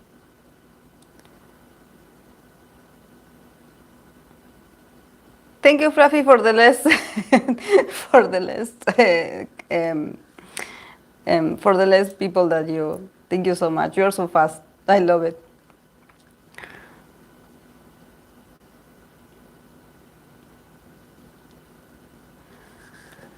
I don't know if I should show this.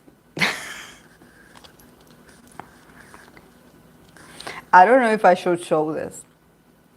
Because I don't like rumors. But, okay, this is what it is. From Taemin's side, we have the Two of Cups, the Six of Wands.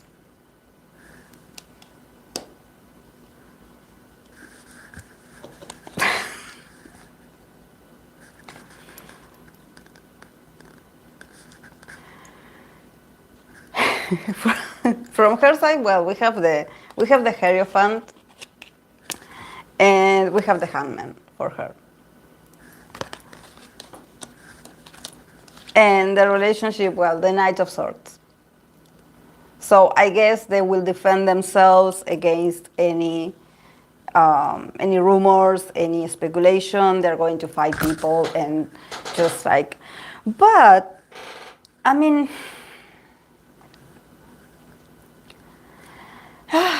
Taemin.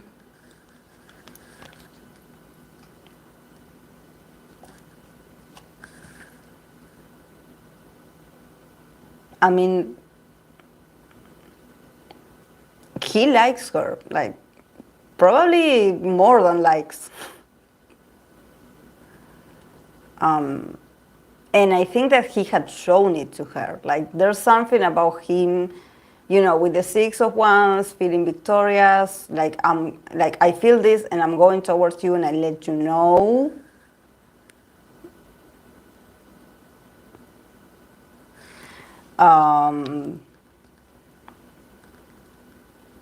He definitely likes this girl.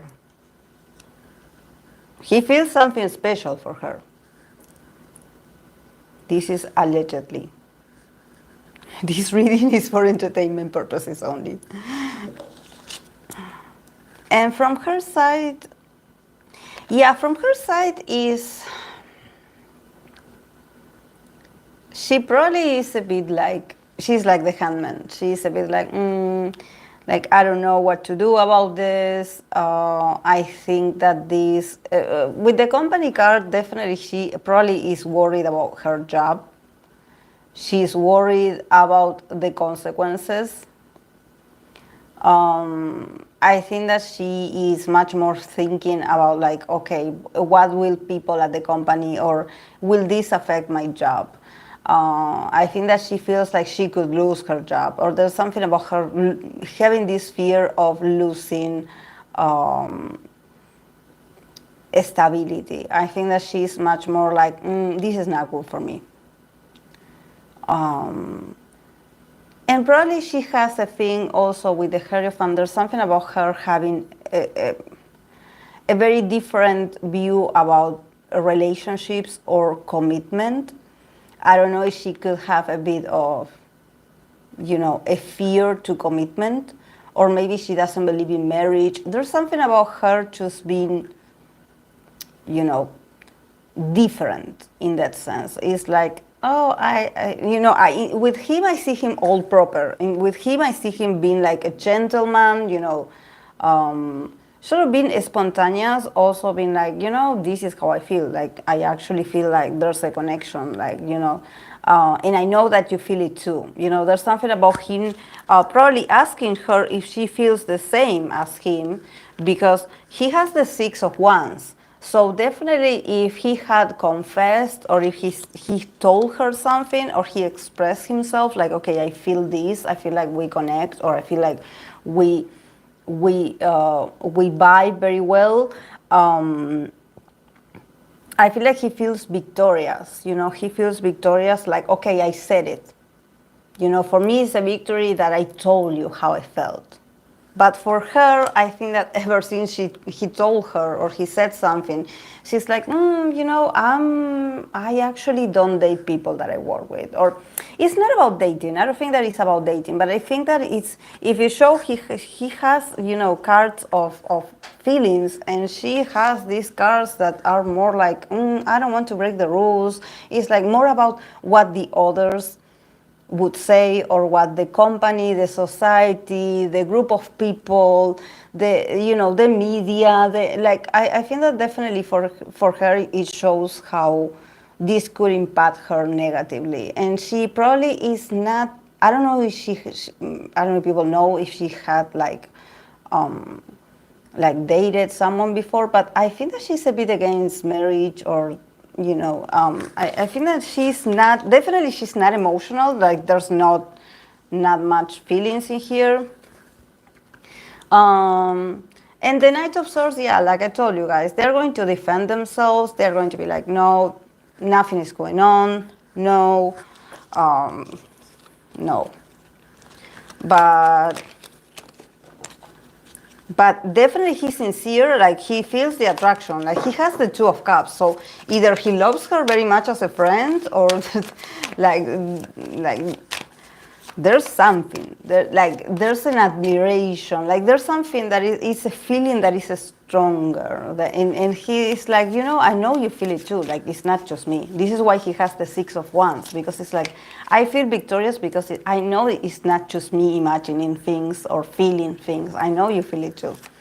But I think that she is a bit coward for him. Like, I don't see her doing something. She's too worried about what the others will say, and what people will say, or the society will say, or how it will affect her image.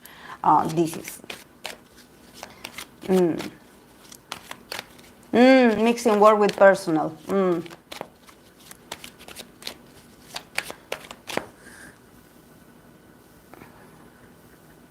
The other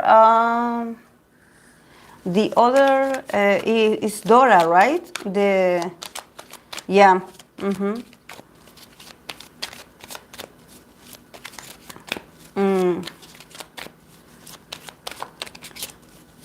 Yeah. Yeah, definitely, and I think that since the Hierophant is in there, the company is in the middle, definitely,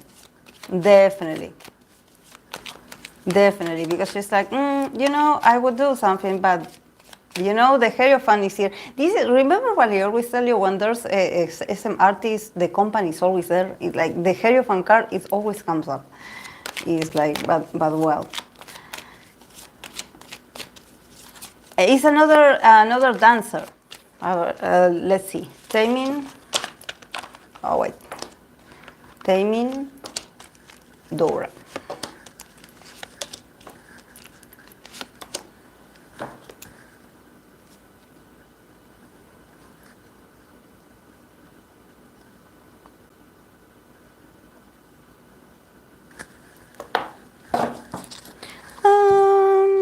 Again, the Knight of Swords. They are definitely going to fight these allegations. Definitely. Because I don't see them claiming anything. But yeah, from about his connection with this girl, with Dora, we have the Four of Swords and the Ten of Swords. So, from her side, we have the Chariot and the Queen of Cups. And then, yeah, in the middle of the relationship, the Knight of Swords. Yeah, I don't know. From his side, I don't know. I feel like, yeah, there's something about communication with all these swords. I don't know if he said something to her and she actually didn't respond, or she actually didn't, she just didn't go along with, I don't know if he expressed something to her and she just didn't get it, and he just was like, okay, I'm defeated.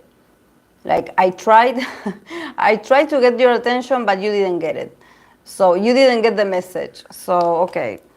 And also, I don't see him very active. You know, I feel like probably he said something, or he tried to flirt, or he said something cute, but she didn't get it. And also, you know, since in all these cards you see someone laying down, I think that he's a bit like, you know, for Taemin you have to be very fast, because he's like, he could have those moments, but you need to catch it right away, because he doesn't repeat it. Is like, that's why he needs someone very sensitive, you know, someone that sort of understands his, not his game, but his vibe, you know, what he means when he does what he does, or what he says. In here, I think that it's more about having like conversations, you know, and maybe he's saying something nice to her, and she be like, oh, I didn't hear you there, you know. But yeah, with the Chariot and the Queen of Cups, I feel like she feels definitely she gets along very well with him. With the Chariot, I think that she's like, you know, I will follow you everywhere you go. Like, I really like you. You know, but this more from a professional point of view. Maybe she knows Taemin for a long time, so she's like, you know, I'm here. I'm here for you. And also with the Queen of Cups, I think that it's not that she feels something for him. Probably she sort of is more like a mother for him. It's like she wants to make sure that he's okay. And probably, I don't know if she's older, but there's something about like her being the mature one and being like, you know, slow down. Slow down, like let's not get things confusing here. Like, let's keep working, let's keep advancing. Don't get distracted. Don't get distracted. Let's keep advancing. Like, or you know, something about her, like, oh, you're so cute. You know, like sort of like a child. You're cute. But I don't think that I think that she acknowledges his feelings. She definitely cares about him, but she's like, she's different. You know, she probably is older. I wonder if she's married. I wonder if she's married or if she has children of her own. There's something about her feeling like a mother already. But yeah, with the Knight of Swords, yeah, no. No, no, no, no. No. And also, if people, this is why I think that if people start like comparing them, or just, the Knight of Swords is like someone that comes and is like, nothing is going on here, you know, nothing is going on here. Like, they are like, no, no, no, no.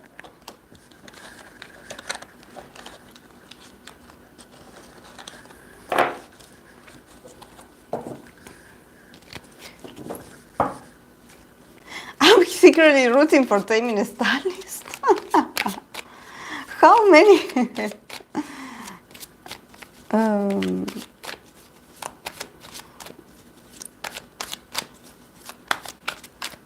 Okay, let's continue with the...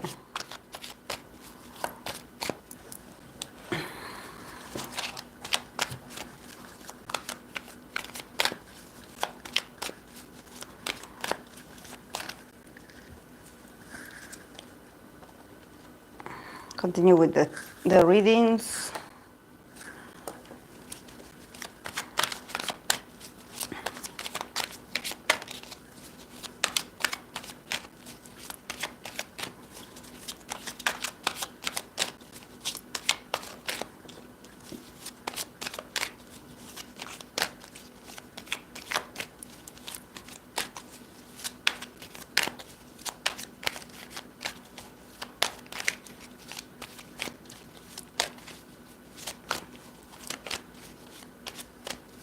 Okay. Taeyong's second solo album. How it's going to go? NCT Taeyong's second solo album.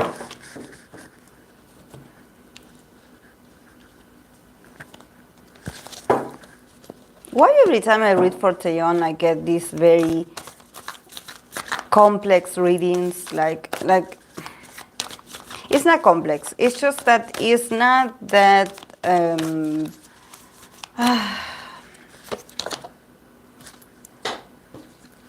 Yeah, a lot of air element. Yeah, we have Eight of Cups, the Hangman. In the middle, we have the King of Pentacles, Five of Pentacles, Knight of Pentacles, And then from the oracle, we have Sun in Taurus, acquisition.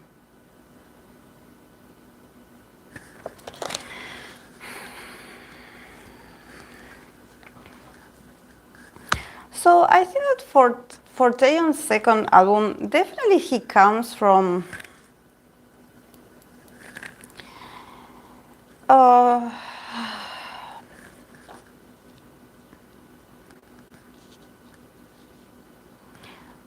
this emotionally is not a very, like, I think that he's a bit drained emotionally, and maybe also as an artist himself, maybe he, with the Eight of Cups, there's something about him probably feeling like, okay, my cups are already empty. Like, I don't know what else can I give. But also with the Hangman, I wouldn't be surprised if maybe people were like, okay, like, do this anyway. Like, it's not that the guy don't have energy, but I think that he comes from a place where he's like, okay, I'm losing my touch, or I don't know if maybe he wanted to create something different or something bigger and he ran out of ideas. Definitely he is not in the greatest mood emotionally. I think that he feels a bit like a bit pressured. I think that all of this is affecting him. Also with the Hangman, is like there's nothing I can do because I have to do it anyways. So I wonder if this is someone else's idea. Like someone is like, okay, you're going to have a solo. And he been pulled in there, you know, like he been like, you know, I didn't want to do things like this. With the King of Pentacles in the middle, definitely is going to be a successful second solo album because of his status, because of him being who he is, of him being the leader of NCT. Definitely, he has the prestige, the prestige already. He has it. He has stability. He has fans. Like he has everything. It's just that the cards that are behind this or that come up before this, it shows that maybe the process of creation was a bit like trouble. It had a lot of issues. It had a lot of issues. And I think that he felt a bit helpless, that he couldn't do much about it. So it's like he has to sit there in this King of Pentacles attitude, like, okay, like I am the best, or I am the master, or I am the producer, and somehow feeling like he's like, you know, I didn't feel that comfortable with the process. I think that I wouldn't have wanted things to be like this. Maybe things were rushed. But it's not that 100 satisfied, but the numbers are going to be good, nevertheless. And probably, you know, people also, because I don't see swords, so I don't see negative comments, but there's something about him, like knowing that he has this, you know, he has this leadership, I would say. But then we have the Five of Cups. So then again, you know, feeling left out in the cold, you know, even though you are this, you know, you are shown as this, you know, maybe there could be a bit of insatisfaction and you feeling that you weren't that appreciated, or that people didn't appreciate it, or that they didn't give you the resources that you needed. And then with the Knight of Pentacles, I think that he will continue working, but it's like, you know, you want me to show myself as this very confident king, but then I have to continue working being a knight. So there's something about like, I'm not this, you know, like I'm not that confident, you know. I feel like I lack. It's not that I think that he lacks the resources. There's something that he wasn't given, but then he has to go back to work. So it's like, it's not his life or his position is not that fancy as people think. Even though we have the King of Pentacles in the middle, like maybe he having a concept where he's like the center, definitely he has the stage presence, he has everything. But with the Five of Pentacles, it's like behind the scenes, there's a lot of poverty, a lot of poverty. And it's like, okay, like, are you done with your solo? You have to go back to work. So it's a bit contradictory. And also with this Sun in Taurus acquisition, see again, Sun in Taurus, I think that it all has to do with money. I don't know why, and I also got because of all these pentacles, this King of Pentacles. I think that it's more about showing off. It's like more like, okay, we want to show you that we can have a lot of people having solos. It's more like we will show people that we can have different members having solo. It's more like for show off than actually the prosperity that they have. It's very it's like very confusing. It's very confusing, very confusing. And also with acquisition, there's something that, I don't know, it has to do with superficiality, and maybe people be like, who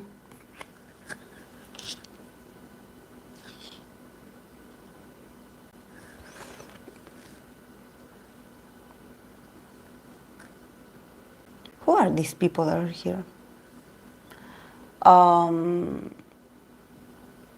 With acquisition, there's something about people being like, oh, you're showing off in here. The Sun in Taurus is like, oh, this is all for views. Like, you're showing off. You're showing too much. So I wonder also if people are a bit mad that he gets his solo. Like, there's something, him being in the middle of the reading as this King of Pentacles, and I think about this car acquisition, about the Sun in Taurus energy. And him being like this, because he's in the middle of the reading. So this is the energy of a king, someone that is very luxurious. But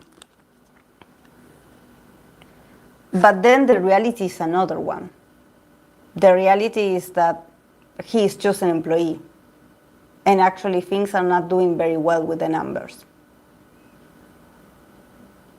So I wonder if people will find this concept a bit like a waste of money or a waste of resources that maybe the audience think that they don't have.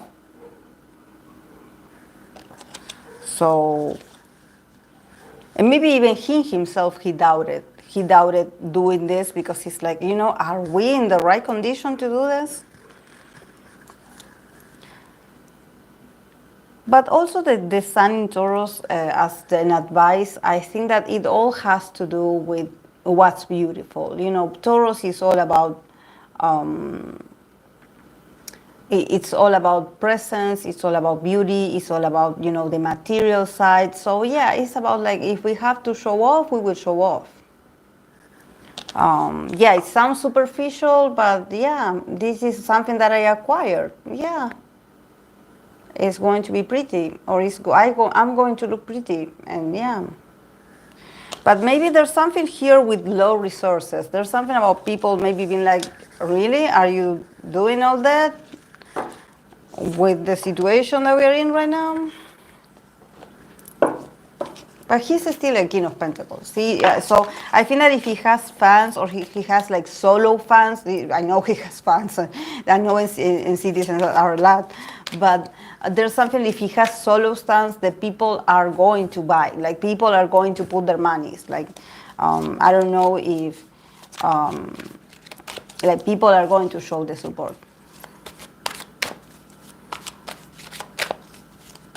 Yeah, definitely it comes from a place of like him trying to remain in this king energy, but him feeling like the attacks. Probably he feels the attacks because he's like, I actually didn't want this. They put me here.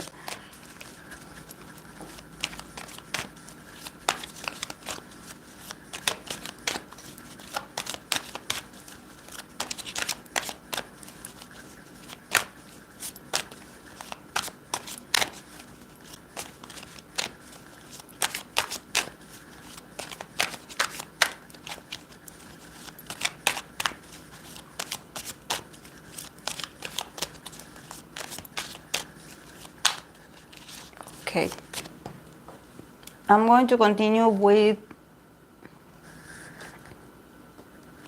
AleXa. Reading for AleXa.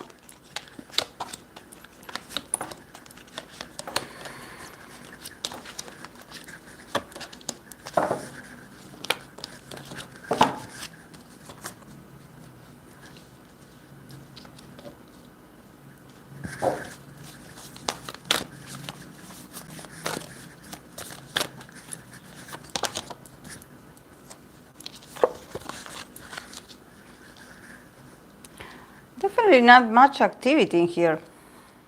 Probably a hiatus. For AleXa, 6 of Cups, 2 of Wands, 4 of Swords,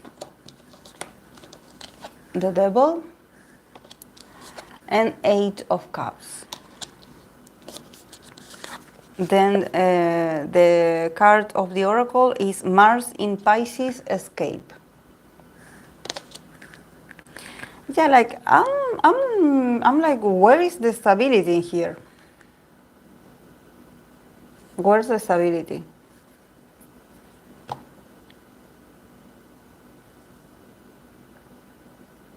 Definitely, probably the last year it was a very good year because her energy coming from the beginning of this year is very good. So probably she enjoyed a lot last year. She created something, or she felt nostalgic. You know, with the 6 of Cups, I believe that probably she wants to keep working and doing things that can help her, like reconnect with her past, you know, either her past options, her past experiences.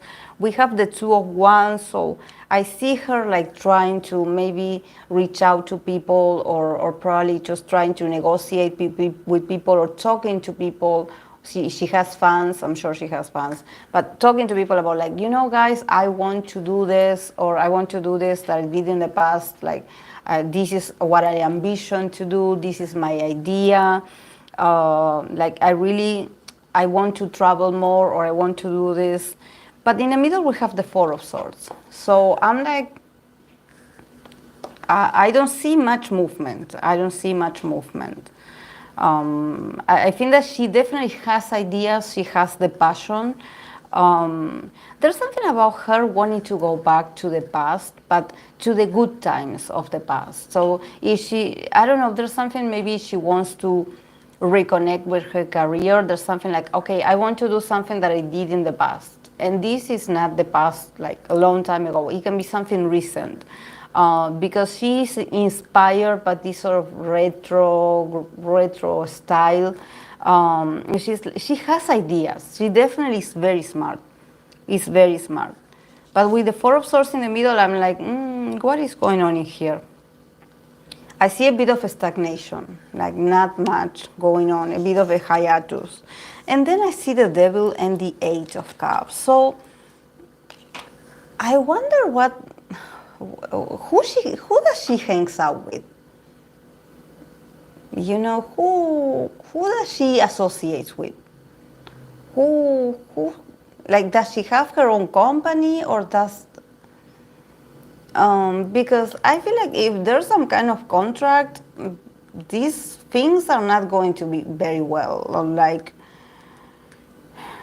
I think that if she's tied to a contract of someone, I see her like walking away with nothing. I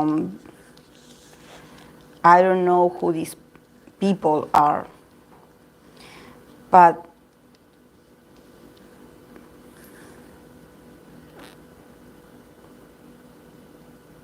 and also with the card here of Mars in Pisces, Escape.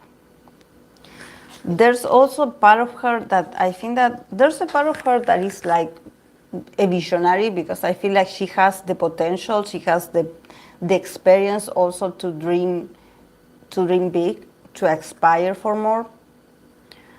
But at the same time, with the Pisces Mars, with Mars in Pisces, there's something about her ideas not making much sense, or actually I think that she's sort of running away from something at this moment. She has to pay attention. Probably this is why I don't see much action for her or projects or deals, because if she has a contract with someone, there's a potential like disappointment, and I think that she already knows this is not good for her.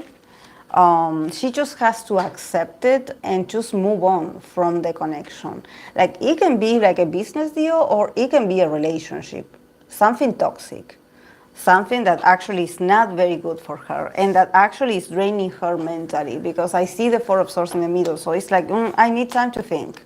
And it's affecting her projects. I don't know if she has like a partner that is a bit like, obsessive or something like this, and she knows she has to cut this and move on. She knows this. She knows that she no longer belongs in there. But it's just that I think that all is very early. In this 2024, it's all very early stages. It's like, it's going to be a slow start of the year. First, it's going to start very exciting. Like she probably has some ideas. She has some talks with people. She's like, I want to do this and this.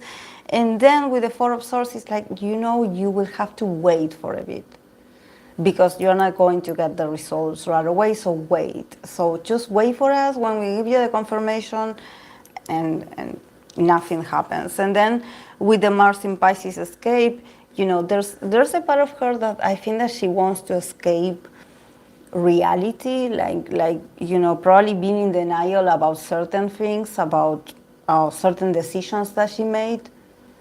Also, the escape card is like, she has to. I think that this year she can get a bit closer to understanding a few things about her life, but I don't see like much awareness yet. I think that she still has to fight a few things about her life and how she lives her life and who she associates with. Work, I don't see something. I think that the plans are in there, the talks are in there, but maybe she will be put on hold. She will be like, okay, we will let you know when we get, we will give you a feedback or about this, but then silence.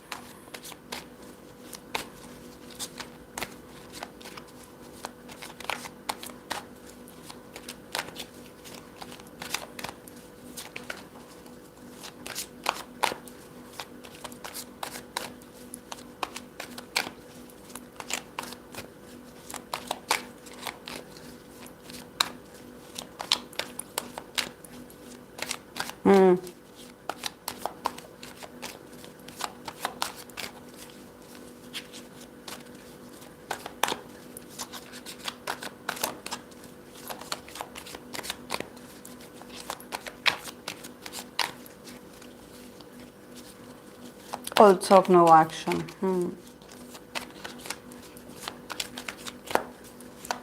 It's just that, I see her very lonely in there.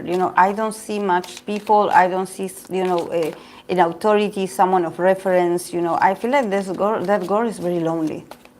Like she definitely needs, either she needs a better manager or she needs like some good advisors, but definitely the people that she had these sort of agreements with, no, I don't like it. I don't like it.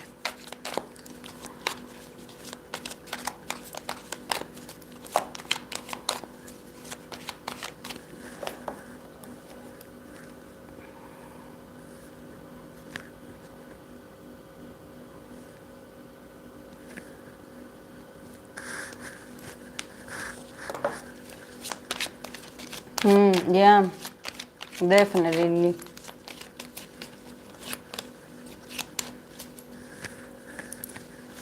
Okay, I'm going to be reading for Jungwoo, that his birthday is very soon. NCT Jungwoo.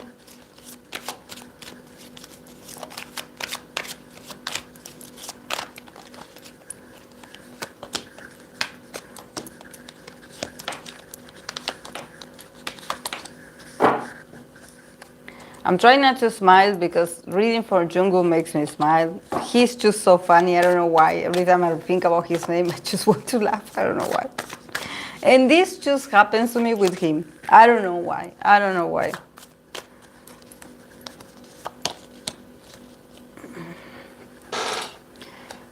Oh, he got Moon in Scorpio. And he is a Moon in Scorpio card. So, very well, Jungwoo. Get your power, Jungwoo. Get your power. Okay, for Jungwoo. Two of Swords. 10 of Pentacles. Temperance. The Temperance very present for the SMRT. So I guess this could be a good year to heal. Like I said in my other reading. Healing. 8 of Pentacles and the Star. This is a very Aquarius card, the Star. And then from the Oracle, Moon in Scorpio, power. And Jungwoo is a Moon in Scorpio, so this is very fitting.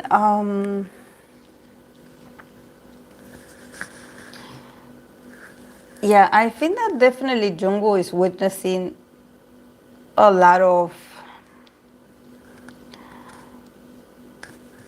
like there's a lot of changes in his stability with the 10 of Pentacles. I think that the company definitely, but thank God we didn't get the company card. We just got the 10 of Pentacles. It's more about legacy. It's more about, you know, the people in the building, you know, the people that he knows in there, his years working in SM. And with the 2 of Swords, I think that he's like, you know, I don't know what to think about everything that is going on. I cannot see clearly, like, don't make me choose, don't make me have an opinion, because actually, like, I'm not seeing straight, like, I'm not seeing, so, you know, I prefer to just sit in the middle, not get in trouble, like, I don't know. I think that also with the 10 of Pentacles, he's like, you know, I'm much more focused on what we have or what we have available and what we can do to keep producing, instead of thinking like, oh, okay, what is the new gossip, or you have to take a side. So, you know, he's like, you know, guys, I don't want to. Here with the Temperance, definitely Jungwoo is this year is he's going to be this Temperance for the rest of the group. Probably he's going to keep being in this very, you know, very healing sort of role that he has in the group, to be this sort of like energy battery, like him trying to bring positivity, him also trying to transmute a lot of things about, you know, the group's dynamic or certain things that can happen. I think that with the Temperance, definitely Jungwoo is going to be this very transformative form for the group dynamic, and also for the audience to be able to see NCT just stay as, you know, drama free as possible. You know, there's something about him being like, you know, guys, don't look over there. Like, don't go looking for the flaws. Look at me. Like, concentrate on me. Let me entertain you. Let me entertain you while things are a bit confusing, while things are a bit like, you know, like there's a lot of tension, there's a lot of confusion. Like, just focus on me. Let me heal you. Like, let me entertain you. Like, let my words and my work and, you know, my way of behaving in front of a camera, let me inspire you. You know, there's something very magical about him, also very transformative. He's going to be working a lot with the 8 of Pentacles. He's working a lot. Actually, he's probably going to be working on a very personal, maybe solo project. Or if it's not a solo project, maybe it could be a unit where he can get to shine, where he can get the spotlight a bit more, or choose some gig that it has to do with him and another person. So I definitely see him. I see him shining a bit more, and actually I believe this could be in the second half of the year, near the end, that he's going to get this opportunity or this gig that is going to be very important for his development as an artist. You know, it's going to be very important. This is why he's preparing. He's preparing himself. He's preparing. He's like, okay, I'm going to keep working. I'm going to keep working on myself, perfection in myself. I'm ready. I'm ready. But the guy is going to be this very positive vibe, you know, and always creating these very funny moments, you know, where we can like all laugh and just remember what he said and what he did. And, you know, he just is like, okay, this is me. I am the temperance in this group. This is what I do. I heal. And also with Moon in Scorpio, he is a Moon in Scorpio, and he has the keyword is power. So definitely Jungwoo this year he's going to shine a lot. He's going to look much more confident. He's going to be able to show how powerful he is. And people are going to notice, like there's something about his aura, there's something about him showing that he's a bit much more confident. Also, there's going to be a lot of magnetism for Jungwoo, not Johun, Jungwoo, about him, like actually like getting more, I don't know if it's him being a biased wrecker of a lot of people, but actually people is starting to see that behind the sweet, goofy guy, there's a very powerful man. And I think that people are going to start to see him like slowly, you know, making his way into, you know, getting very important roles. So the guy definitely is very powerful. It's just that he just has to, you know, sort of like, you know, keep the mood light, also drama free, you know, and he just wants to entertain people, just make people forget about, you know, about worries or about, you know, just things that is like, the guy is like, focus on me, look at me, don't look at what else is going on, you know. But yeah, with the star, definitely we can see Jungwoo with more opportunities and shining much more.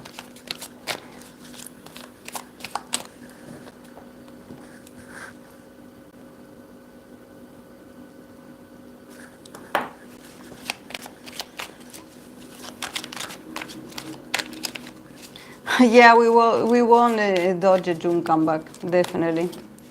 We won it.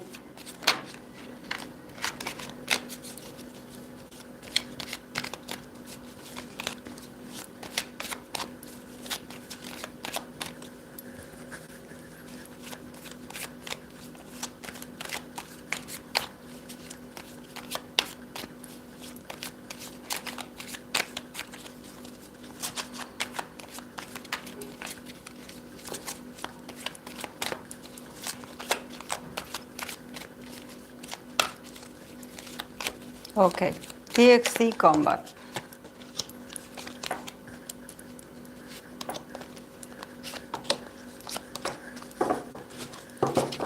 Yeah, but I said at the end of the year. I saw it at the end of the year. Okay, TXT. We have 5 of Swords, 10 of Wands, Knight of Cups. I love this Knight of Cups because he's drinking from his own cup. I love it. The World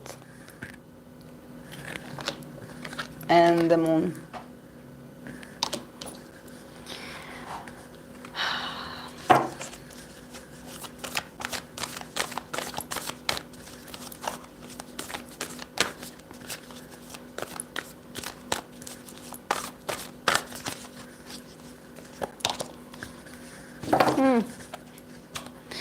Escape, the other card.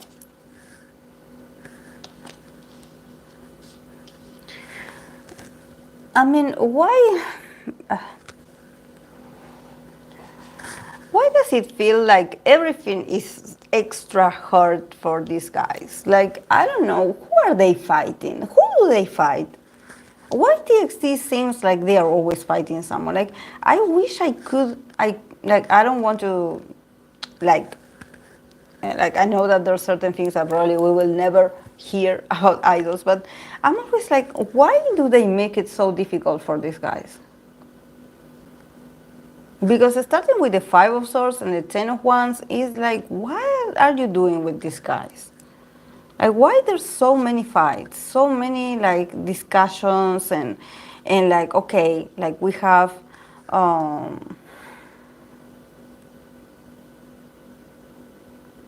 like there's something about them, you know. In the middle we have the Knight of Cups. So I think that this is like, I wish I could see, like, let me look.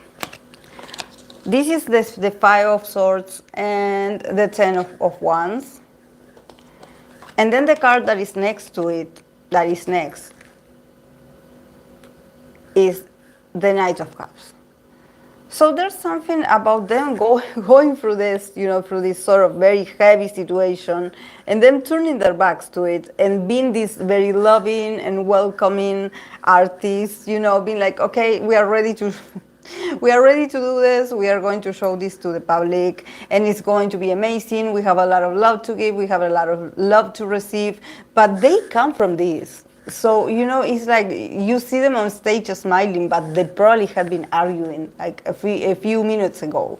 Like, there's something behind the scenes of them, you know. It's like you see them all smiling and happy and just being like very like, definitely this comeback is with the Knight of Cups in here. I think that there's something about them wanting to show the love and the support for the people. They definitely are.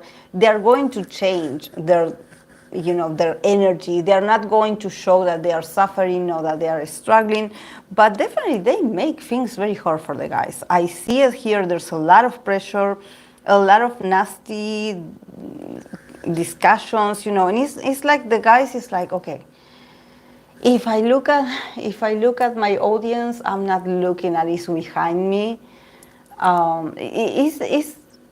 It's weird, the vibe that I get.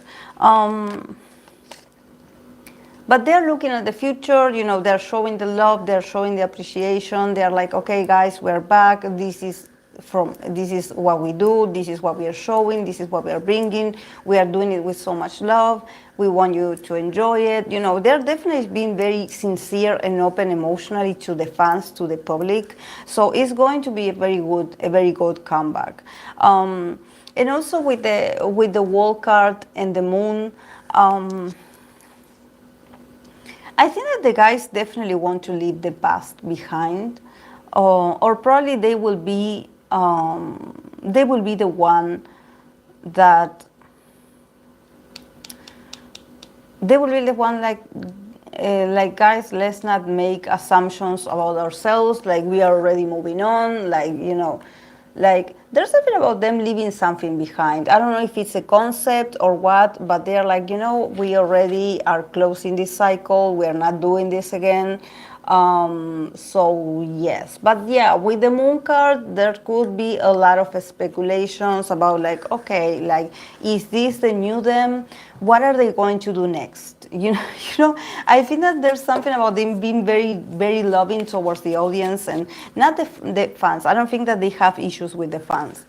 But there's something about maybe the regular people or the audience, the public, you know, them being like, okay, yeah, the guys are showing a new face, you know, a new era, something new, but, you know, where is the future? You know, what is your future? We are not sure about what you're bringing. What are you doing? You know, like people distrusting a bit TXT future. There's, I don't know, maybe it's something that the audience does a lot with TXT.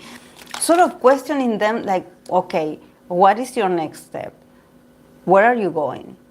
And they're like, you know, more like asking us where we are going. You should appreciate that we are on the move, that we are active, that we are doing our best, that we are giving, you know, our fans, we are giving content, we are giving a lot of things from the bottom of our hearts. We are being very, very attentive, we're being very honest, we are very much connected with our craft, with what we do. But people are like, okay, what is your next move? You know, like doubting them, you know, doubting them.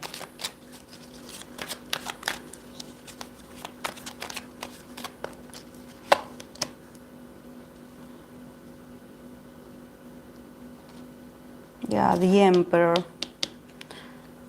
Yeah, I think that they can become a bit much more bold, a bit much more stable, despite of what people say of them. But then, you know, here with the card of Mars in Pisces, escape again, another another one that got the card escape.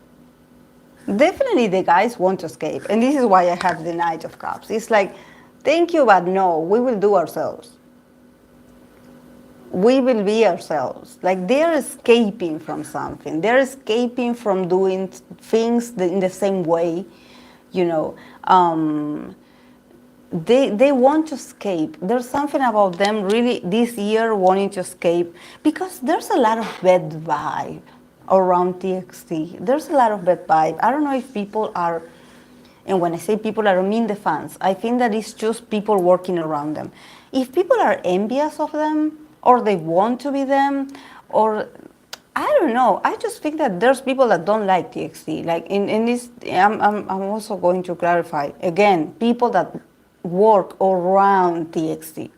And this is not the first time that I say this, but I would want a bit much more of appreciation of these guys. Like this is why when I get these cards, I'm like, what is going on? Because the guys keep working, keep producing, keep, you know, creating this very sweet dynamic with the fans, you know. So I wonder why the environment, or at least the cards that I see around them, are so negative. Like, who are they working with? You know, I wonder like who are these people? Like the vibe is awful.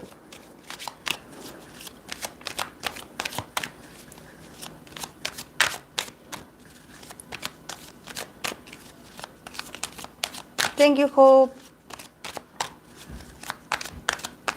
They want them to follow the BTS formula.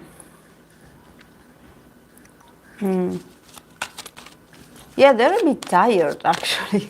They are a bit tired, and I see them like speaking their minds. You know, I see them like having.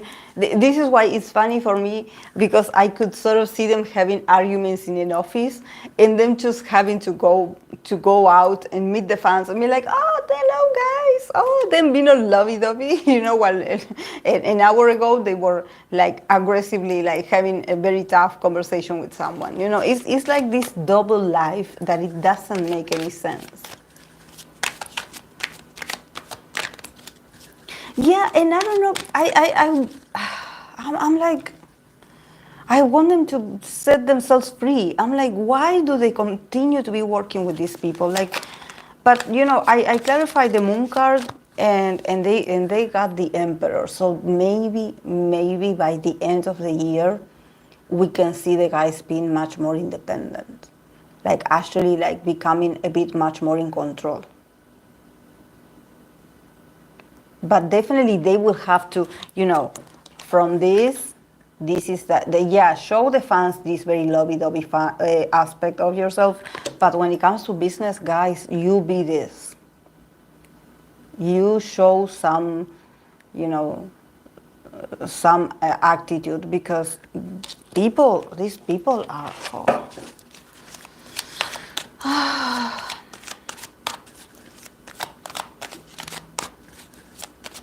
read why they don't like them.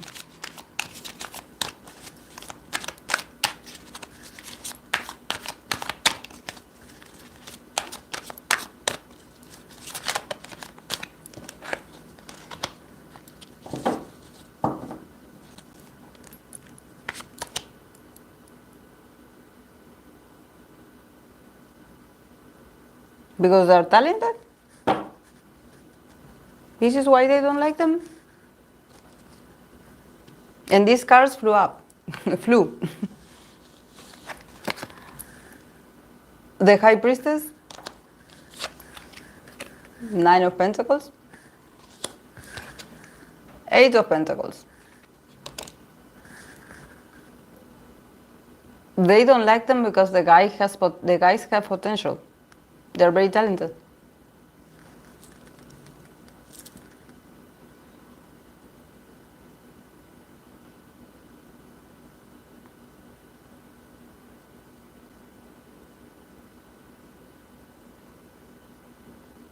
Because actually they do everything perfect. Everything they do perfectly. When they're told to go back to work, they do it. When they told them like, oh yeah, you have to go there and show yourself and have this, have to be ready to do this, they go and they do it perfectly. It's like, it seems like they have nothing to complain about them. This is why. They don't like them because of this.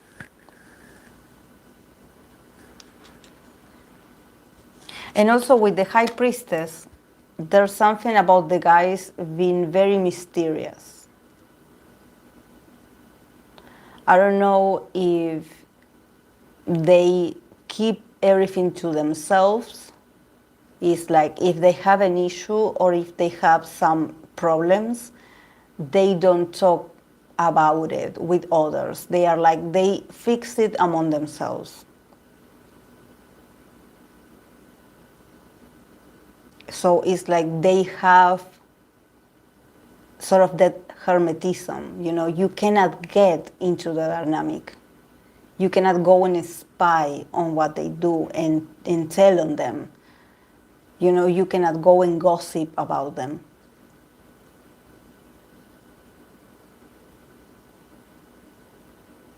This is what they don't like about them.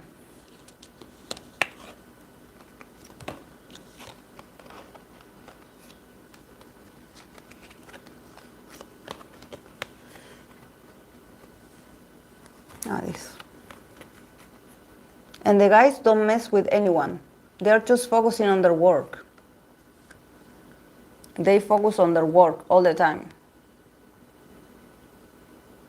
They don't create issues for the company. But I don't know if maybe these people, they do make mistakes. These people around them, they do make mistakes. They are messy. They are chaotic in a certain way. So it doesn't match their energy. You know, they are very well, like this. They are very well organized and they are in silence.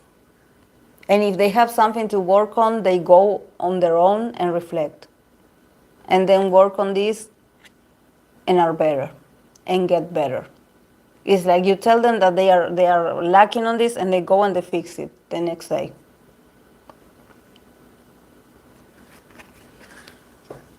But definitely the people around them, the people that manages them are very messy. They make a lot of mistakes.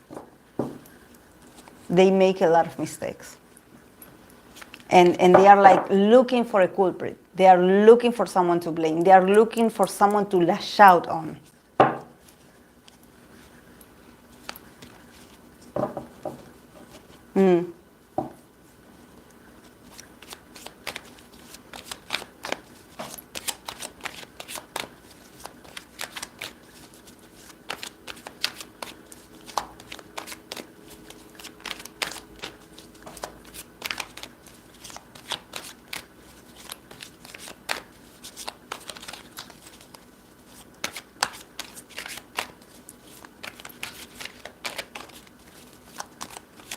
But they will get their revenge, Samara. They will get it. They are moving on. They are moving on slowly. This year is going to move. They are going to close a cycle. They are going to become much more independent. Just wait. Just wait. They are with this comeback, you're going to feel it. You're going to be like, oh wow, this is great. Like, besides this being, that is going to be a great project. But the guys are going to be very positive about it. Very positive about it. Very positive. Thank God I don't see rumors nor anything, but I think that the guys really, they are very professional. They don't mess with other people.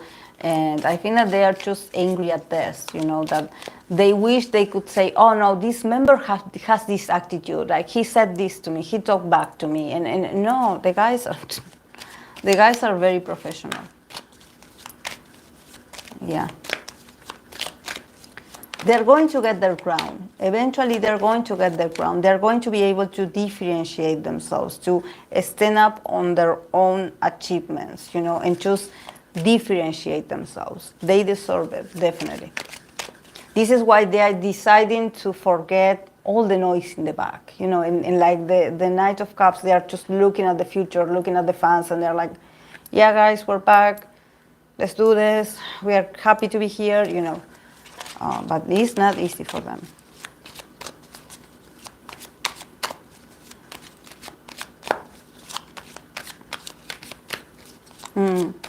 When Torrance said Taeyong chose his song and they said it was good, but he went with something else, tells me everything. Yeah. But definitely they do have a very messy management, so a lot of people are going to fall. They're going to fall. You're going to see it. You're going to see it because they are not the perfect, you know, the perfect environment. There's not the happy vibe in there either. Everyone talks about SM and SM being messy, but you know, there's another buildings that are also, they don't have the best people, and they're just waiting to spill the tea. There's some people that can, you know, when they feel pressure, because I also, with the Ten of Wands, I see that with the Five of Swords and the Ten of Wands, if there's some people like being nasty or just being awful to some artists, and it's because they are overworked. Like there's a lot of exhaustion, or there's a lot of, I don't know if the task or, you know, the things that they have to do are not well delivered. It's not delivered like evenly. So there's a lot of people being tired, being burned out, you know, so something can explode. You know, some people telling something on the internet, you know, some rumors. Because it's not like, oh, this environment is good to be working in here.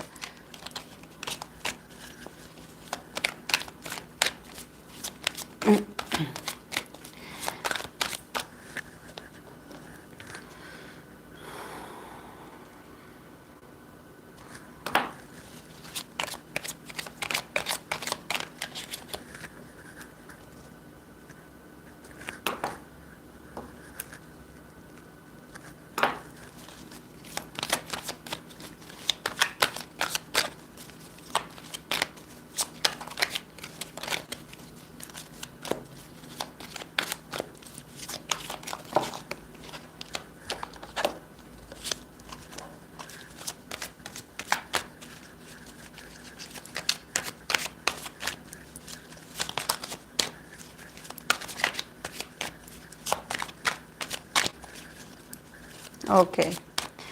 Want to read for 17 decay.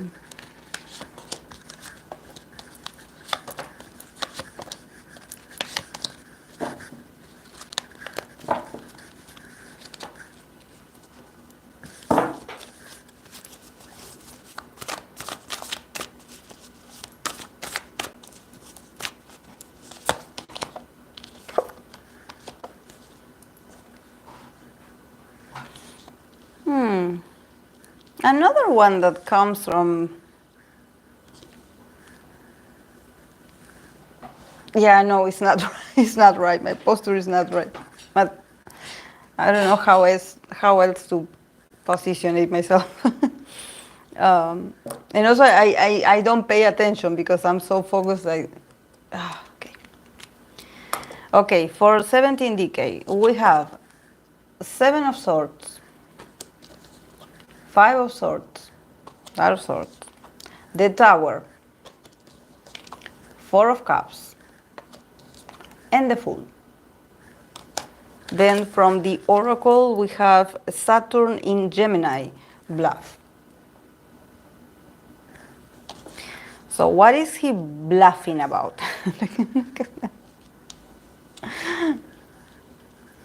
I don't know why I get that this guy, and this is not the first time. Every time I pull cards for DK, I get the vibe that the cards of communication comes out a lot. So I don't know if he's very talkative or he just talks nonstop. There's something very mercurial about him. I think that he just loves to have arguments with people and being right. There's something like this. I don't know. Um, but yeah, he starts the year like this. I don't know if he has some confrontation with someone, but if there was like someone accusing him of something, I can sort of see him getting away with it, or probably like being like, okay, yeah, I was right. Like what you said about me, it was a lie, you know. So I can sort of see him like um, defending himself and also winning the argument. And there's something about him like sort of winning the argument or winning discussions with people that he just feels very good about it. It's like I have something to say, and and also he doesn't like people that lie. There's something about him being like, no, if you're going to talk about me, you know, you better get ready because I'm coming for you. Um, but yeah, with the tower in the middle, I definitely think that he's going to go through some changes, some very unexpected changes. This 2024, a lot of things about his reality are going to change all of a sudden. Maybe it could be some news, but I don't see it. I don't see it. But I think that there's something is going on in his life. Like something is going to come, a very abrupt change. Here with the Four of Cups and also the Fool, I think that it has to do with his reality changing and him sort of like getting out of this very apathic mode that he's going to be feeling, he's going to be in.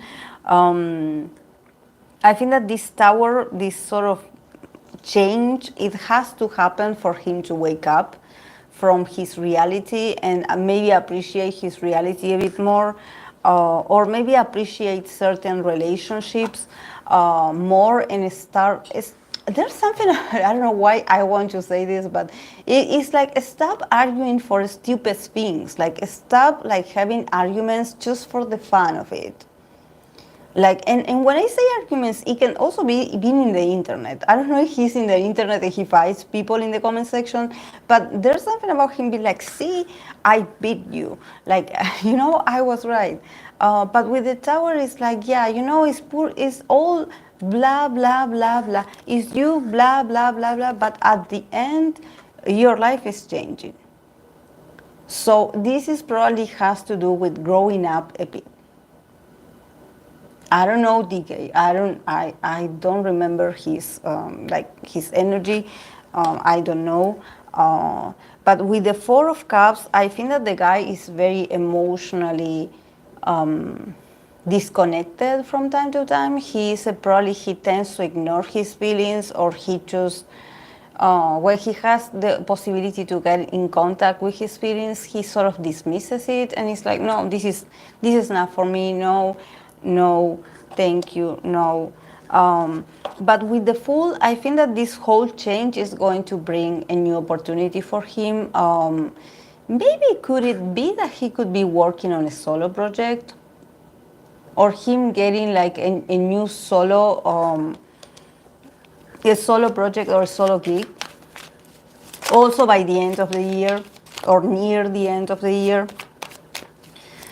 Because I feel like the guy is very intelligent. Definitely, he's very intelligent. Like I can see it here, but I feel that he's a bit apathic, and there's something about him. Probably, I don't know why I get that it's like life. I don't know why I get with the tower. It's like some foundations are going to be shaky in order for you to wake up, because you are not living as you should live. You know, it's like you have to challenge yourself a bit more. You have to do more. You have to dare to do more. Like, don't stay in what is known to you and just stay there and just take a nap and just do not make the most of it, you know. Like, and also probably he also gets a lot of propositions or a lot of opportunities to do very interesting things, and he's like, I don't feel like it. No, I don't know if I want it. Oh no. And it's like he will have to do it, because there will be, like, after this massive change, he will have to start over. So is like the cards are like, you know, this year is the year. Things are changing. Adapt. Be brave. Yeah. Page of Cups. He's very talented. He's very talented. He is also he has the potential to maybe with his music or the way the artist that he is, the way he expresses, he has the ability to connect with a lot of people's hearts. He's this very emotional guy inside. It's just that I think that he sometimes prefers to stay in what he knows and not get out.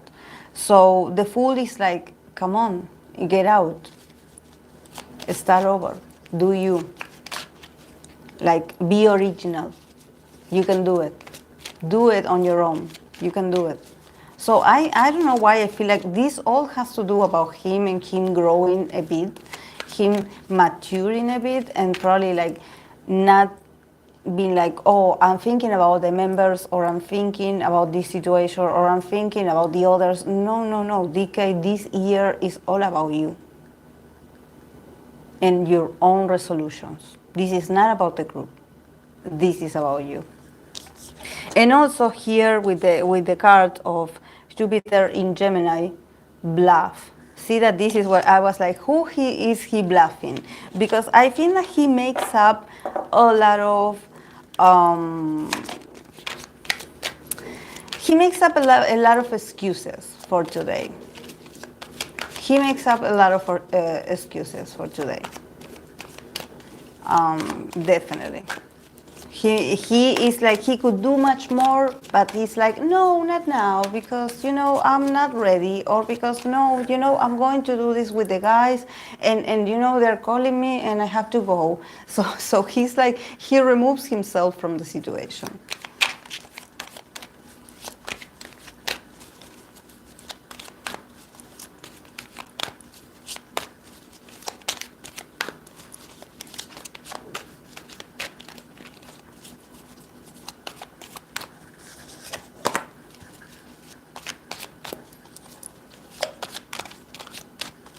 Okay, I'm going to read for Vernon because someone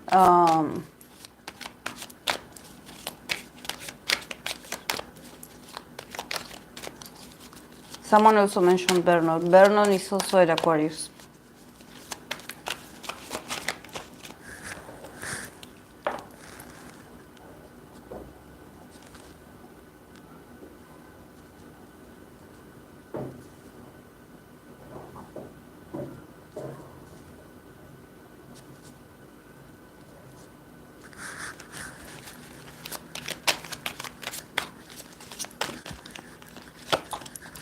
Okay, for Vernon.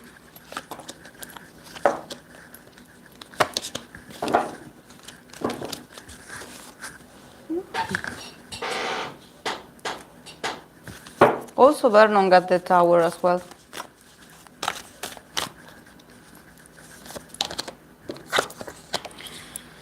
Okay, for Vernon, we have the Star, the Tower, the Hermit, Eight of Swords, Ace of Pentacles, and then from the Oracle, he got the card of Mercury in Taurus, Resistance. Mercury in Taurus, Resistance. So, yeah, definitely Vernon is another kind of person, another Aquarius, I would say, because this year with the Hermit, it's all, I don't know where he's going, I don't know what he's going to do, but his plans is probably to stay inside. Like, his plans is probably, I don't know about 17 comeback, but I think that the guy is going to be very reflective this year. We have the Hermit, so I see him working on himself, you know, and probably there's something here with the Star card and the Tower that I think that there's does anyone know if, I don't know much about Vernon, but does he have a conflict with Fame? Does he have a conflict with Fame? I think that he doesn't like fame. And actually, he's looking forward very much. He's looking forward very much to go MIA. To go MIA. He just doesn't want to be in the spotlight. I think that he comes from a very great year because we have the star and everything, but then we have the tower. So again, another change. A year that starts with a lot of maybe also him getting news or him getting some change of plans. You know, also the tower is very abrupt. You know, something is changing, some things are moving, and he's like, great that plans are changing because I wasn't planning on going. Like, really, I'm going to stay home, or I'm going to go home, or I'm just going to disappear. I have a lot to work on myself. Like, I'm happy that I can work on myself because, you know, he's just a guy that he needs to recharge from time to time. I feel like he needs to be alone. Like, it's not something personal with others, but I think that probably has to do with him as he gets older. There's a bit much more of a hermit for him. Also with the Eight of Swords and the Ace of Pentacles, for him actually to work on his issues, to sort of maybe go and do some therapy, you know, and maybe, you know, maybe even talking about his past problems or issues, you know, he's going to find a very successful liberation. I see him like, but this is much more personal. I think that this doesn't have to do with work or with, oh, okay, I'm going to do this and I'm going to move over here, I'm going to work on this.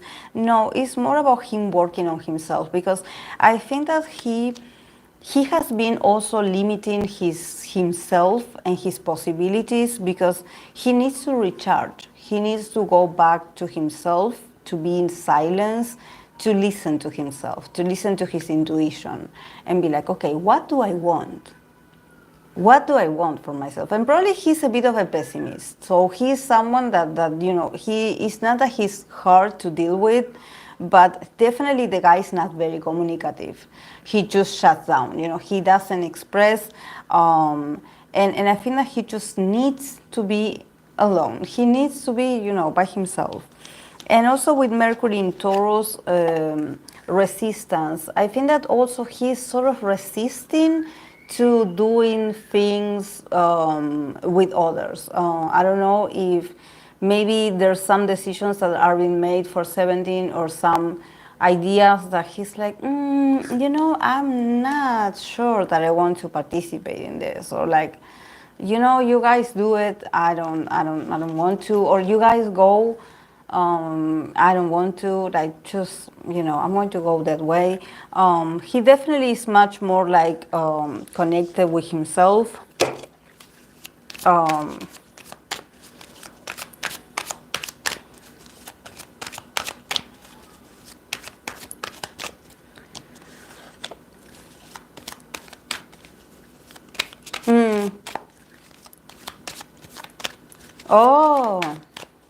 Oh, wow. Yeah, I get this, that he just feels like a bit disgusted. There's something about him getting a bit OCD. I don't know. I think that we would too. This is why, you know, I'm reading for him and I don't know what he went through, but I'm sympathizing with him. I think that I would be the same. Like, he's like, you know, like, and I'm not an Aquarius, but I would be like, you know, like,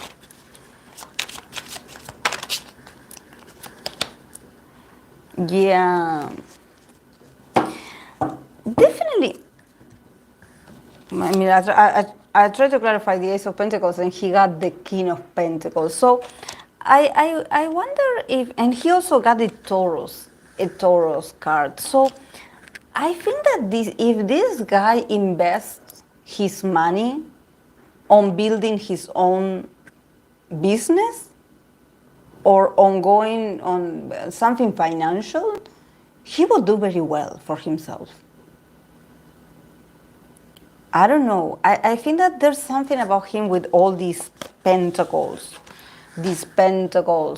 and this Mercury in Taurus resistance, you know, he really wants to go back to the basics of life, you know, maybe a more real life, something that has to do with, you know, finances, like some accounting. I don't know if he has some degree in economics. I have no idea about this. But there's something about, like, maybe he has like a sort of business or something like this, and he's feeling like, okay, I'm going to take a time off of my activities and focus on, you know, on my brand, or focusing on my, I don't know, I don't think it's a company, but he comes as the King of Pentacles, so I wouldn't be surprised if the guy is much more wealthy than he says he is.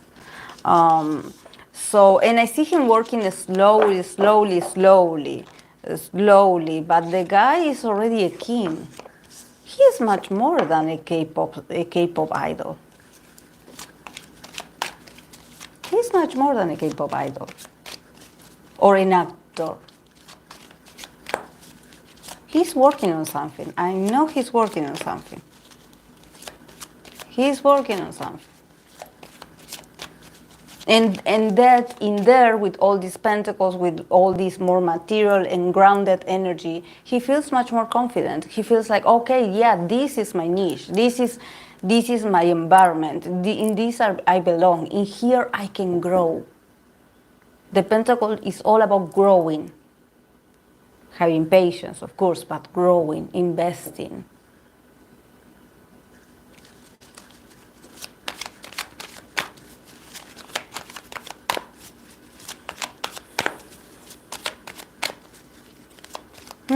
Yeah.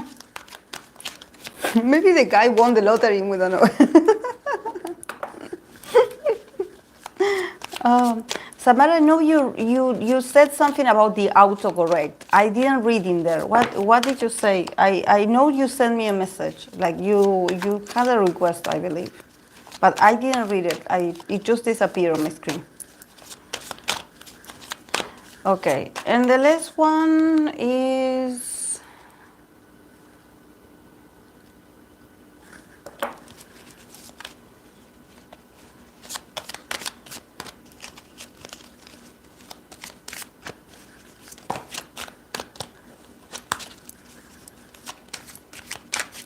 Okay, is JYP Groups Collab. JYP Groups Collab. JYP Groups Collab.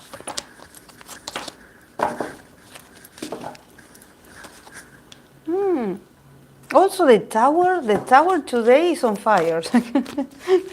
The tower is very present today. The tower is very present today. It's like, hear me out. I have something to say.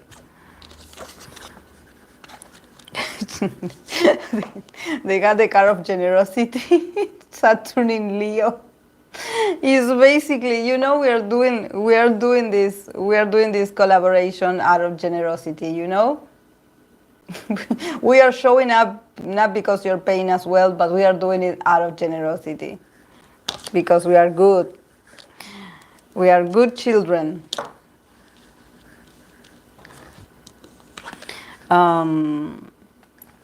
The tower, the moon, the judgment, two of swords,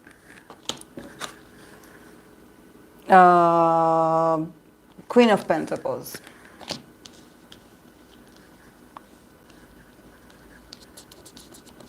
And then Saturn in Leo.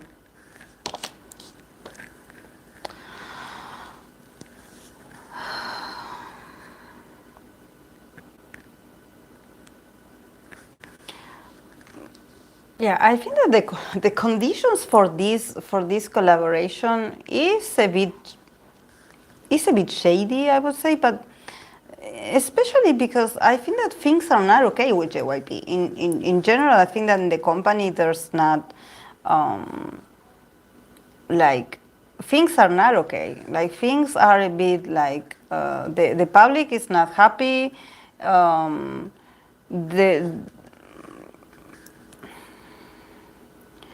there's a lot of confusion, there's a lot of deceitment. People think that they are hiding things from them. It's like, okay, you are in this sort of crisis. And this is not to say that all the groups are in crisis, but there's something about like, really, you don't have the stability to do this. And also with the judgment in the middle, it's like the people want to watch, but it's not for entertainment. It's not like, oh, I want to watch because it's going to be fun. It's more like, okay, I want to see what you can do in this mess. And people are like, really, are you doing this? And also the artists. I feel like the artists are like, okay, yeah, we see this, but we have the Queen of Pentacles in the middle. Not in the middle, sorry, as the last card.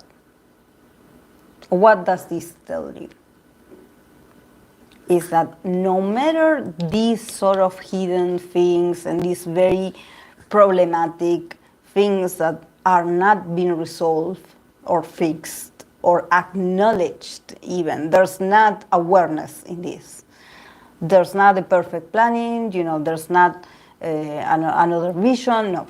It's still the same, but we have the King of Pentacles. The King of Pentacles, what does it tell you? Okay, I'm working for my coin. This is the attitude of all JYP artists. The conditions suck, but I'm working for my penny. I'm working for my pentacle. And probably the artists that keep working, they are sort of influenced by this Queen of Pentacles. I wonder who this is. I don't think that this is like a CEO, a female CEO. I think that it's an artist of JYP. That is like a leader. That is like not just a leader, but it's also like a good influence for other artists, or just like the other artists look up to her, or they just admire her. They admire how diligent she is, how, she is a leader, and she's also like this sort of example of what a professional leader is about, or a professional person is about. So they are all following her. They are all following her.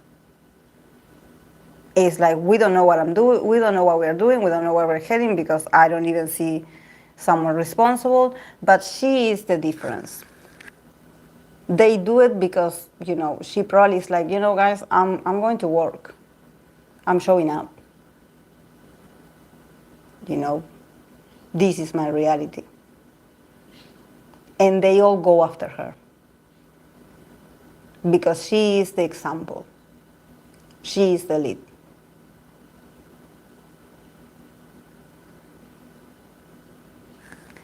So, yeah. And then, with the card of generosity,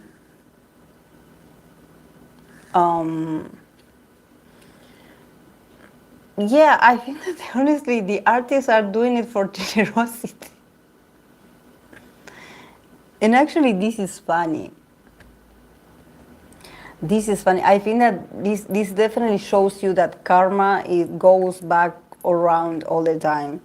Because I remember when I pulled cards for, it was Jihyo? It was for Twice Jihyo solo, for her solo comeback. And I also got very negative, not the greatest cards I got for her back then. And I got this card, the card of generosity.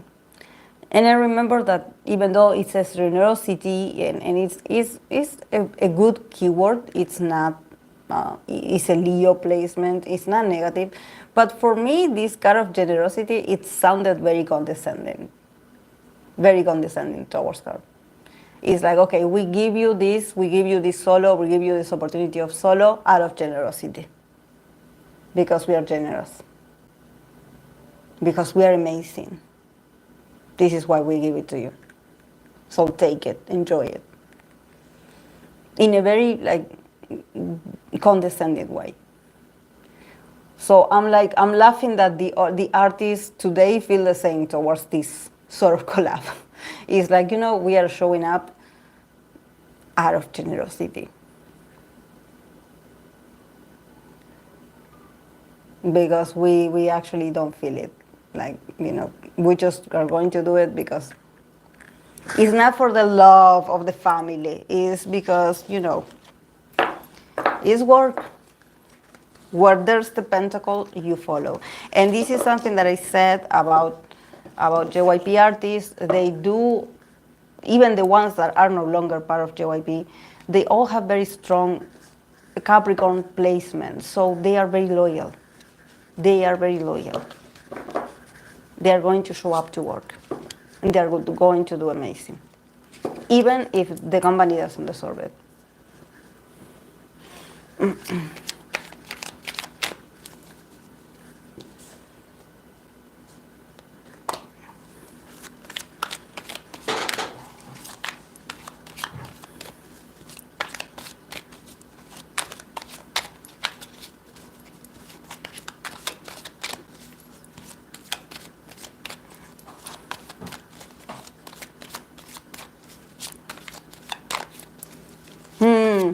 Maybe she will show up.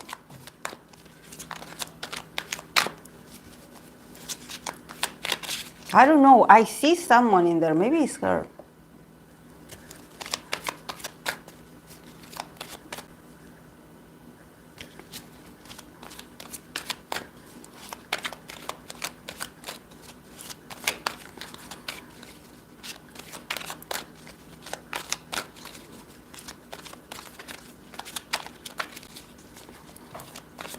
Which one do you want me to do, Samara? The Les Serafin one or the Vada?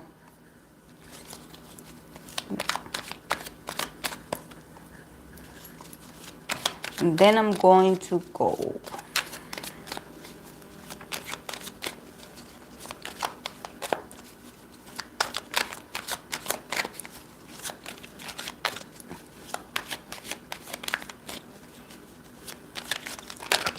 I didn't know they had a comeback. Just yesterday, I actually I went to Les Man's live stream that I did for Le Seraphim for 2024, and I created a TikTok out of that all reading because there were a lot of people on TikTok asking me for Le Seraphim. And they were like, can you do a reading for Le Seraphim 2024? And I was like, I already did. It's on the live stream.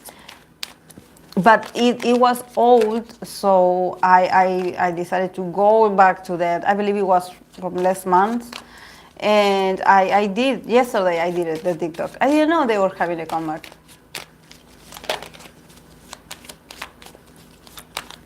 Sort of, I messed my, how do you call it? How do you call the videos, the order of the videos, the one when you see the whole page. I mess up that because I introduced, like, for example, I have like 4 videos, 4 TikToks of each, like, for example, me today. I have different 4 readings. Okay, I post 4 readings of this live. And yesterday I posted this one of January, so I'm wearing something different. So today that I'm going to probably, or tomorrow I'm going to post something of today, is going to be one video that doesn't match the others in the middle. Bye, Mariana. Yeah, the quadricles, the videos that show in your page. I don't know how it's called, but it's like the layout of the videos, the layout of the page.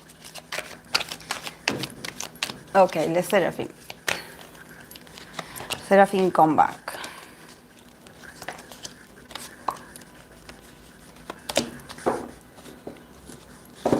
Oh my.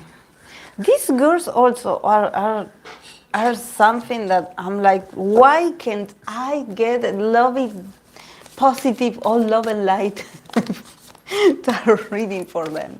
It's like like Mariana said, love and light. Like, it's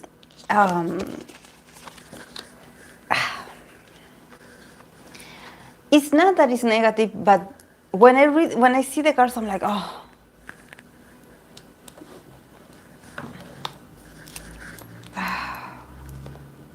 Yeah, sigh. It's like, sigh. Yeah, me too. I want them to be happy. Like, I want them to just be themselves and be happy, and that's it. Like, why is it so hard? Like, they are so talented. Like, why people are so nasty? Like, I don't know. I just cannot understand it. Like, why they. Okay. We're going to do the Seraphim. The Seraphim, they got, for the comeback, they got Six of Pentacles, Three of Pentacles, a lot of hard work, a lot of teamwork, Seven of Swords, Four of Cups, the Lovers, and then from the Oracle, we have Mercury in Scorpio, Extremism. This card is very creepy. The extremism card. Do you see how he gets all like extremist? Like he goes, it's like, please read my card, please read my card. You know, this is Mercury in Scorpio, so he's very insistent. And do you see her like trying to avoid it? She's like, calm down a bit. You're being too intense.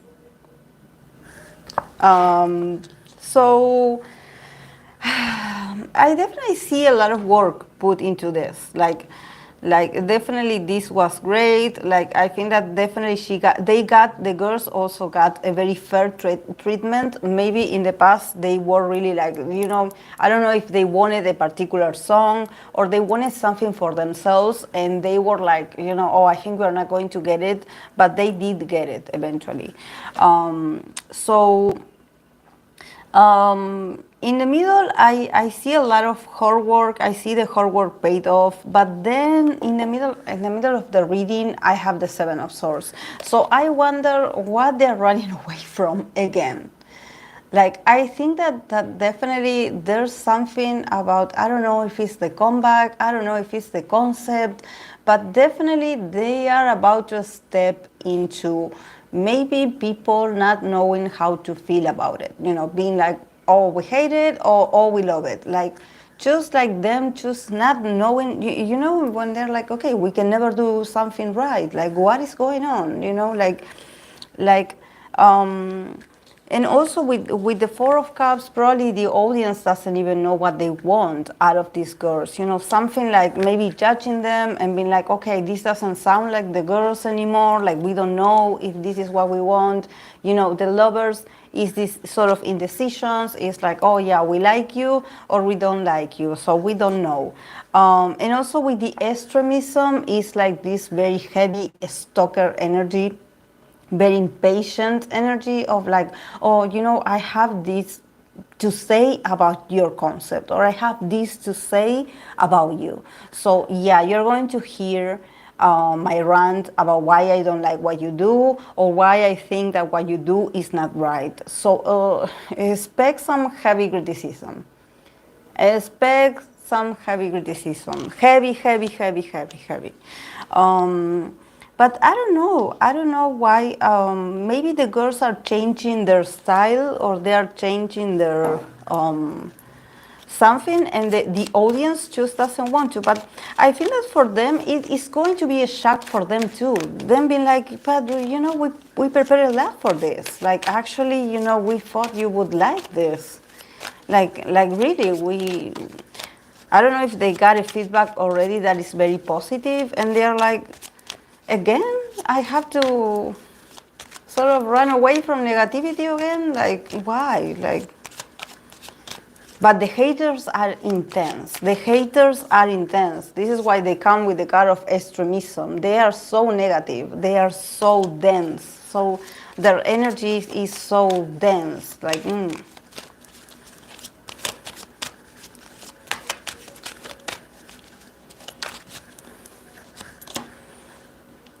Yeah, I mean, at the end, we have the Four of Wands. So they are going to, maybe if it's about winning awards, they are going to win it. They're going to win it. But maybe at first they can get a bit of, the audience or the netizens just being nasty online or being too too critic for them.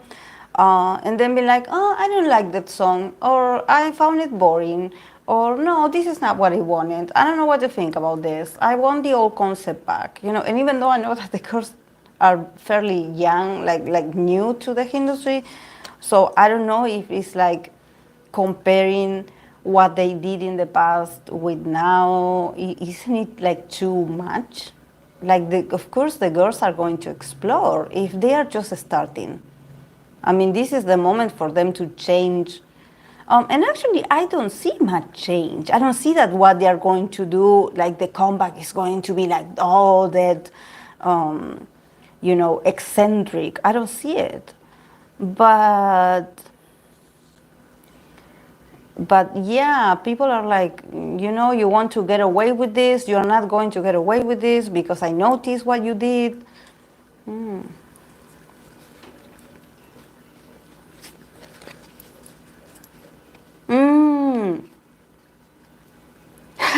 So it means I gotta fight and become chronically online. Ah. Yeah, they're going. It's just that this is the vibe, The audience is very extremism. It's very extremistic. It's very extremist. They are like this.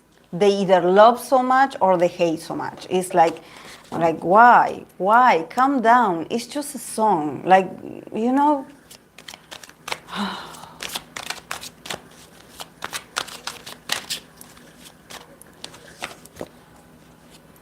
Calm down. They feel like they are like the watchers of like the what is right and what is wrong.